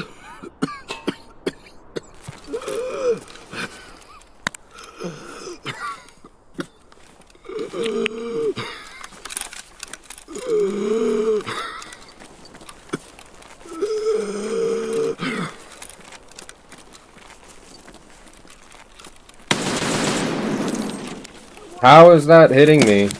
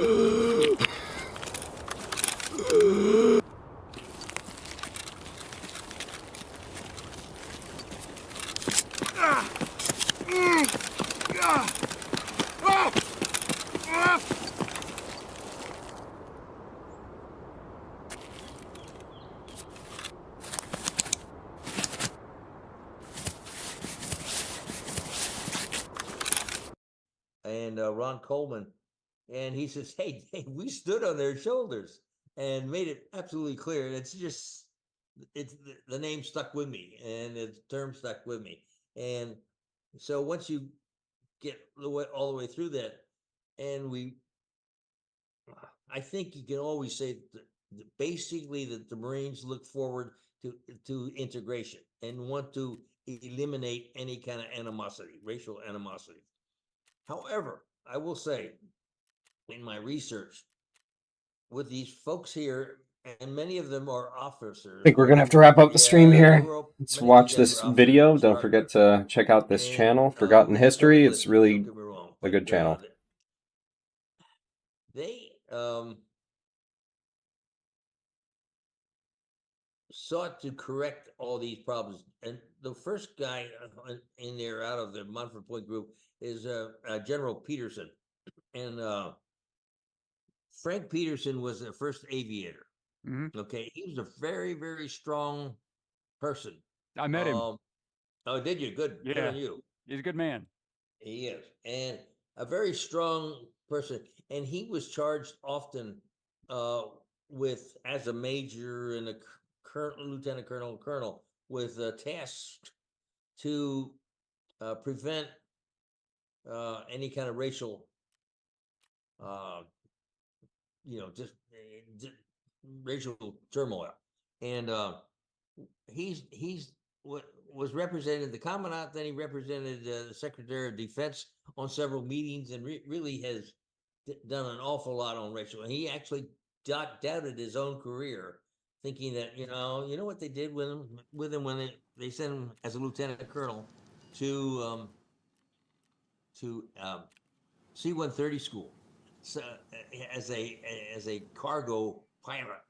And he had come from a fighter pilot background, both in Korea as a young lieutenant and then in Vietnam, where he got shot out and blown down into from 40,000 feet, parachuted down.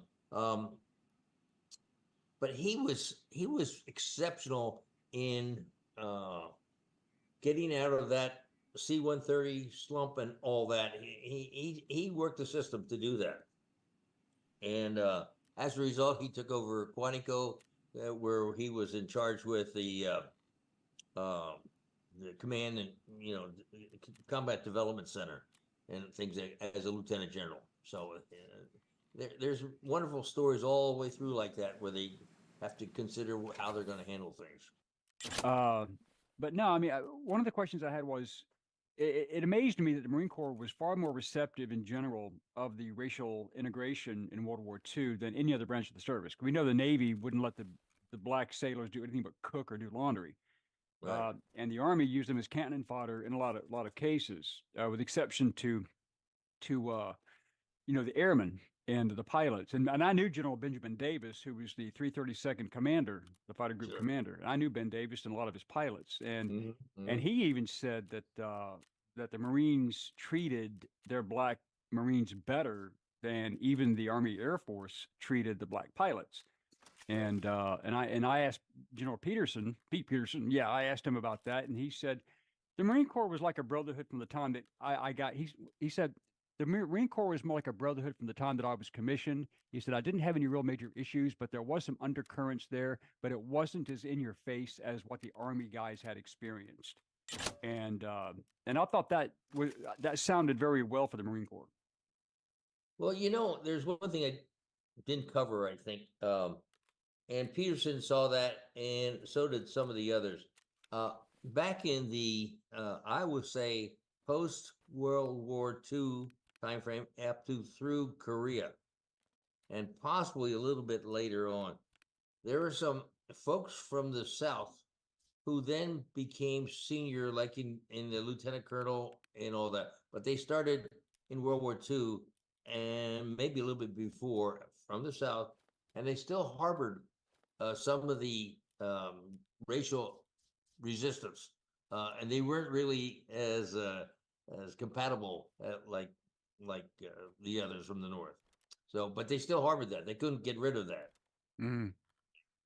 Well, I'm from South Carolina, and I was born in 1962, and I remember my grandfather telling me when I was a kid, before he passed away, when I was about 4, and then my relatives, but even then, as a child, I saw the disparity in the treatments, and as a historian, you look back on that and go, wow, how medieval minded were we, to even think that way. And there's another comment. I don't know where I had it here from one of our questions. Did the book's heroes experience racial animosity before they came into the Marine Corps and while they served in the Marine Corps? And before they came in the Marine Corps, if they came from a black community, they were buddies all over. No racial animosities. Yeah, sure, there was certain things when they went to a school later on, maybe high school that was integrated, because we're getting to the integration point in the story and All My People. So once those 1964, 1968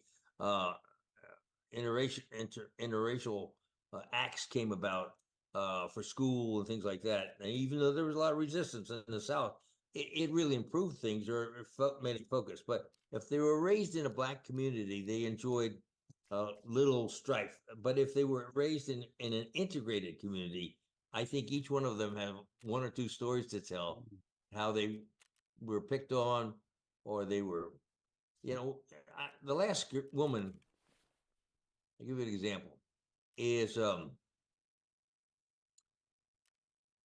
chief warrant officer, and she is born in the South. And Susan Pope, as a woman, you get extra challenges, and as any African American woman or a black woman, you get more.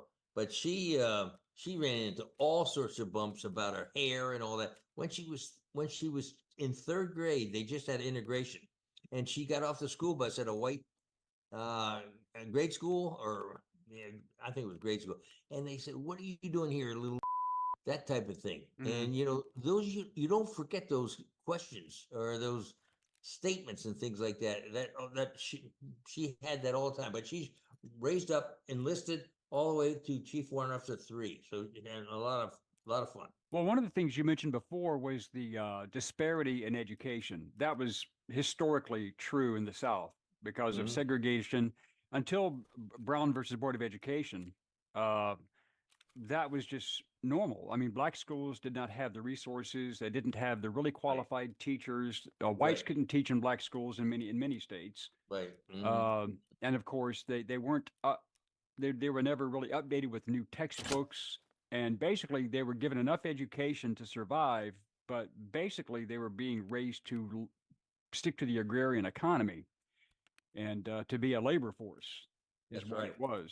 And I would think, after talking to a couple of former black Marines myself, of course I shouldn't say former, you're never a former, but I interviewed one man who was in the Korean War, Marine from Mississippi, and he said that from the time he got to boot camp, that was the first time he had never been chastised for being a black man. Oh. Wow. And I thought that was pretty powerful, because you would think that, I mean, I knew Arlie Ermy. He became a friend over time, and you watch him in Full Metal Jacket, you see him just excoriate everybody because of any deficiency he perceived. And they experienced that in boot camp, especially in the dark ages of the old Corps. But to have black Marines say that they found more acceptance in the Marine Corps than they ever did in civilian life, I think that's mind blowing. Yeah, and you know, I was at a banquet last. It was in August. Every August they celebrate the start of Montford Point, and so they have a national Montford Point Music Marine Organization Association is what it's called.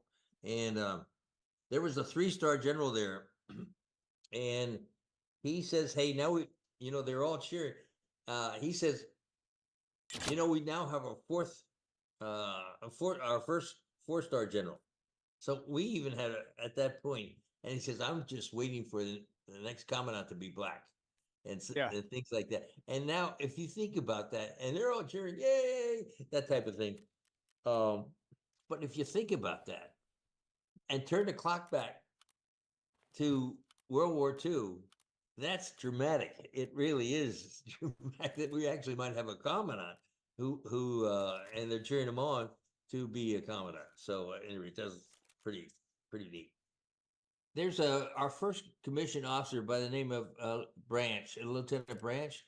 He was tried to get to a commission in the Army first, and then he missed the timing on that, and he got recruited for the Marine Corps. Was in the Marine Corps in the latter part of the war in a peaceful environment, got out and went to Purdue University on some kind of a scholarship. He wanted to see a movie. So he went in town, and blacks were required to be upstairs in this movie. He sat downstairs until he got kicked out. When he got kicked out of that, the next day, the communications went from the theater to the president of the university, and he got kicked out of Purdue. How about that? And then right after that, he gets a Marine Corps commission, and he's very, very, very happy about that.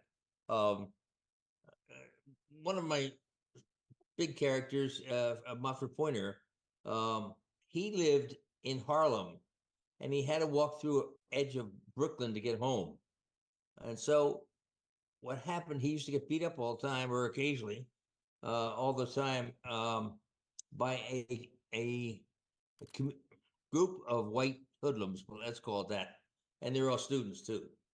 So until he got the leader, Jack McDowell, he got the leader, and he coaxed him into an alley and then whipped him with a 2x4. And after he did that, there was no more problems. On active duty, well, it's a little bit in the beginning and sometimes a little bit more later on, but it mostly goes away. One of the things that was observed by one of my people, and then he was reporting that to his commanding officer, on individuals who joined the Marine Corps at least during the war or World War II, and they still harbored a lot of black resistance or the black animosity. And as they matriculated up in the ranks, they too then carried on and were negative about accepting blacks. Charlie Cooper's got a book called 10 Stars. So he's a very, very senior guy, and he was a 2-star in the Marine Corps Reserves, and he was the Assistant Secretary of the Air Force for Manpower and Reserve Affairs. And he also was a U.S. ambassador. So that's the name. But when he graduated from Notre Dame, he had gone through the OCS afterwards. And he was taken, and actually it was PLC program, so it was junior, senior year, pardon me on that. But he was taken in the middle of the night. The rest of the guys were sleeping, and he was drugged down by his drill instructor, enlisted drill instructor, and said, "Come on, give me 10. Come on, give me 10. This went on every night, all the time, hoping he would quit, and he never did quit. And as a result, I just said what a good thing he did. Jim Capers, he's a contemporary of mine here in Jacksonville, North Carolina. I interviewed him in person, and he's up for his second Medal of Honor right now. But when he got down to a swim class with the recon guys, he was in charge. He was the sergeant in charge of this group, and of recon Marines. And the Navy lieutenant pulled them out before they started swimming. He says, "Now we all know that blacks can't swim.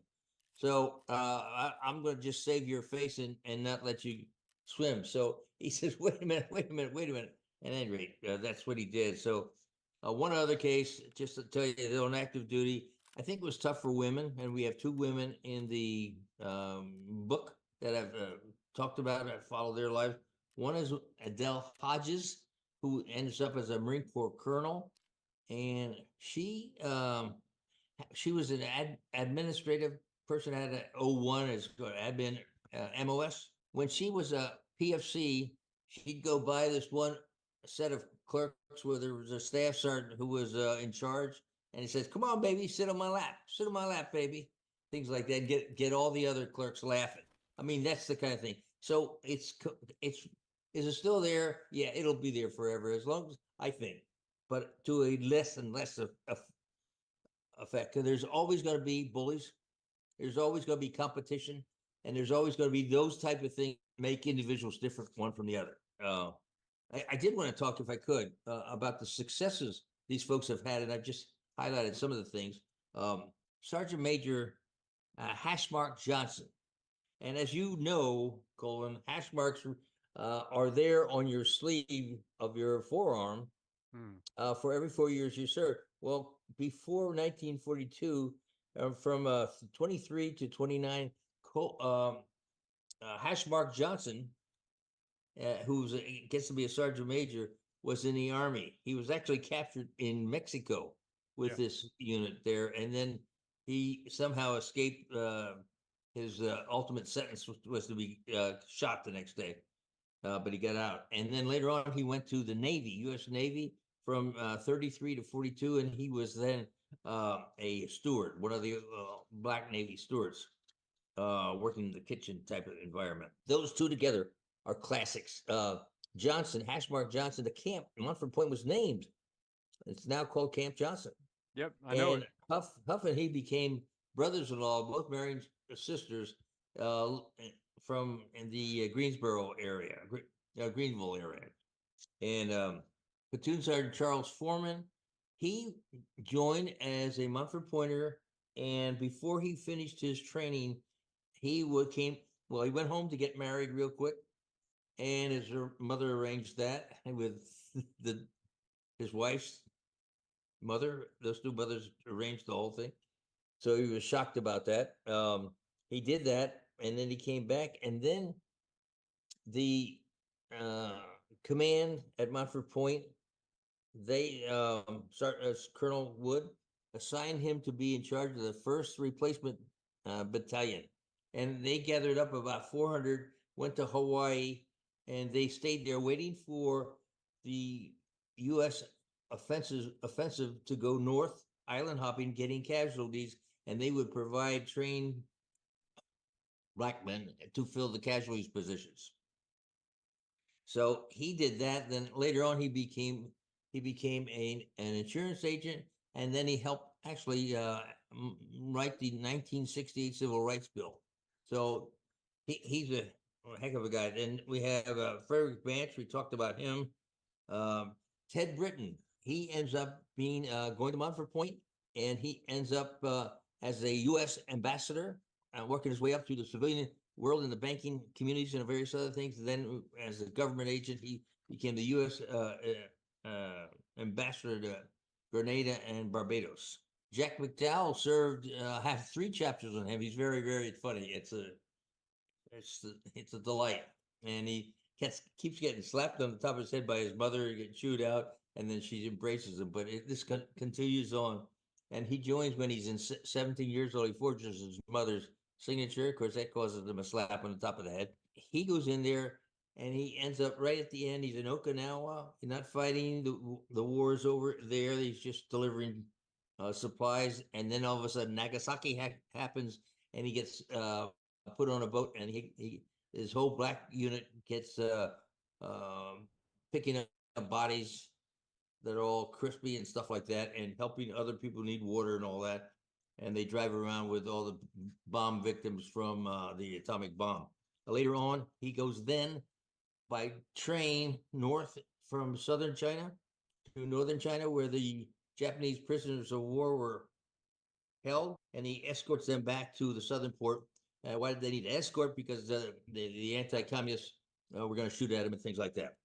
Jim Capers, talked about him a little bit, but he was up for the Navy, excuse me, from the Medal of Honor on 2 occasions for one battle he was in. So he's highly recognized. He's a gentleman, and he's been successful in his civilian life.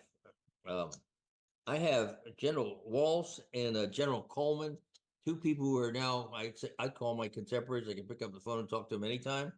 And they were both highly successful logisticians, and they have a lot of command experience working with Haiti, international forces, in charge of international forces in Haiti, both in different time frames. Then there's Charlie Bolden. He's a major general, and he was a fellow who came from his parents were school teachers. One was a librarian, and the other guy was a football coach. And he ended up going through college and becoming a Marine Corps aviator after the basic school. And then he wants to does advanced flying with the Marine Corps and the Navy, becomes an astronaut, and then he has a couple flights. Then after his astronaut days, he ends up taking the 3rd Marine Aircraft Wing in California, gets appointed and goes back. President Obama appointed him the head of NASA for 7 years.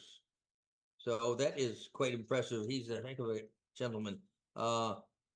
Willie Williams, he was General Amos's chief of staff, and the 2 of them really helped get the Congressional Gold Medal awarded to the Montford Point gentlemen that we have, the Marines that we have. And he started by picking, in the summer, he used to pick cotton and went to all the black schools and all that, became very successful. We have the first black in there. There's the first black Sergeant Major of the Marine Corps, and he's the 14th Sergeant Major of the Marine Corps. He hails from Hot Springs, Arkansas, and they had amusement areas and things. It was a major vacation place. So as a result of that, he harbored no personal insecurities because of that, because everybody treated each other equally. We have Colonel Adele Hodges, and Adele ended up being the colonel in charge of the Marine Corps base at Camp Lejeune, the first black woman to take over a major base. So those were the people who are in the book, and I am so proud to have had a little bit in touch with them personally and learn about them and be able to write about them. So I'm honored for that opportunity. I see Shoulders to Stand On as a book that will be useful in leadership training, and I think in the Marine Corps and also in other services. I believe there are a lot of lessons learned in here, tactics that have been applied by friends of their black friends, and who are white. These guys are white guys, and also as a senior commanding officer, you have sharp looking and sharp performing men of a different color, and if you know they're getting any resistance, you can look for resistance, and you can help them get promoted. And I think we'll have a better society of that. I believe the same information will be useful to civilian leaderships and government leaderships. And then, I think the book could be good for students in advanced courses, either with the Command and Staff College or something like that, because there's a lot of things in there that are worthwhile, that when our future leaders endure problems, they can reflect back on how some of these tactics were used to solve those kind of problems. So that kind of wraps up my thoughts about this book. It's been a fun 3-year adventure, and I'm hoping it does some good for other people. So well, I hope so too. One last question. As you and I would probably agree, along with other people we know, the military has always been the one part of American society where meritocracy reigned. You were promoted, you were acknowledged with regard to your abilities, capabilities, and outside of the military, it pretty much was a dog eat dog environment with regard to prejudices and things of that nature. The military overcame all of that much faster than general society. Why do you think that was? You know, we in the military, at least me being a retired officer, get taught leadership principles from the get-go. And I think those leadership values are absolutely a great foundation for all officers and rising staff non-commissioned officers. I believe it's the basis. So that leadership training we get, I don't see they don't have that in the civilian world. It's a dog eat dog environment much more than ours is a positive, make people as good as possible and all that type of stuff. So that's my quick comment. It's leadership. I would agree with you, sir. Well, sir, it's been a pleasure. Been a pleasure. Nice seeing you. You too, sir. Bye. Thanks for watching today's episode of Forgotten History. If you like this episode, please consider becoming a channel member or joining our Patreon page. This would help us offset the ever-increasing cost of production. All right, folks. Y'all have a pleasant morning, day, wherever you are. I'm going to sign off here.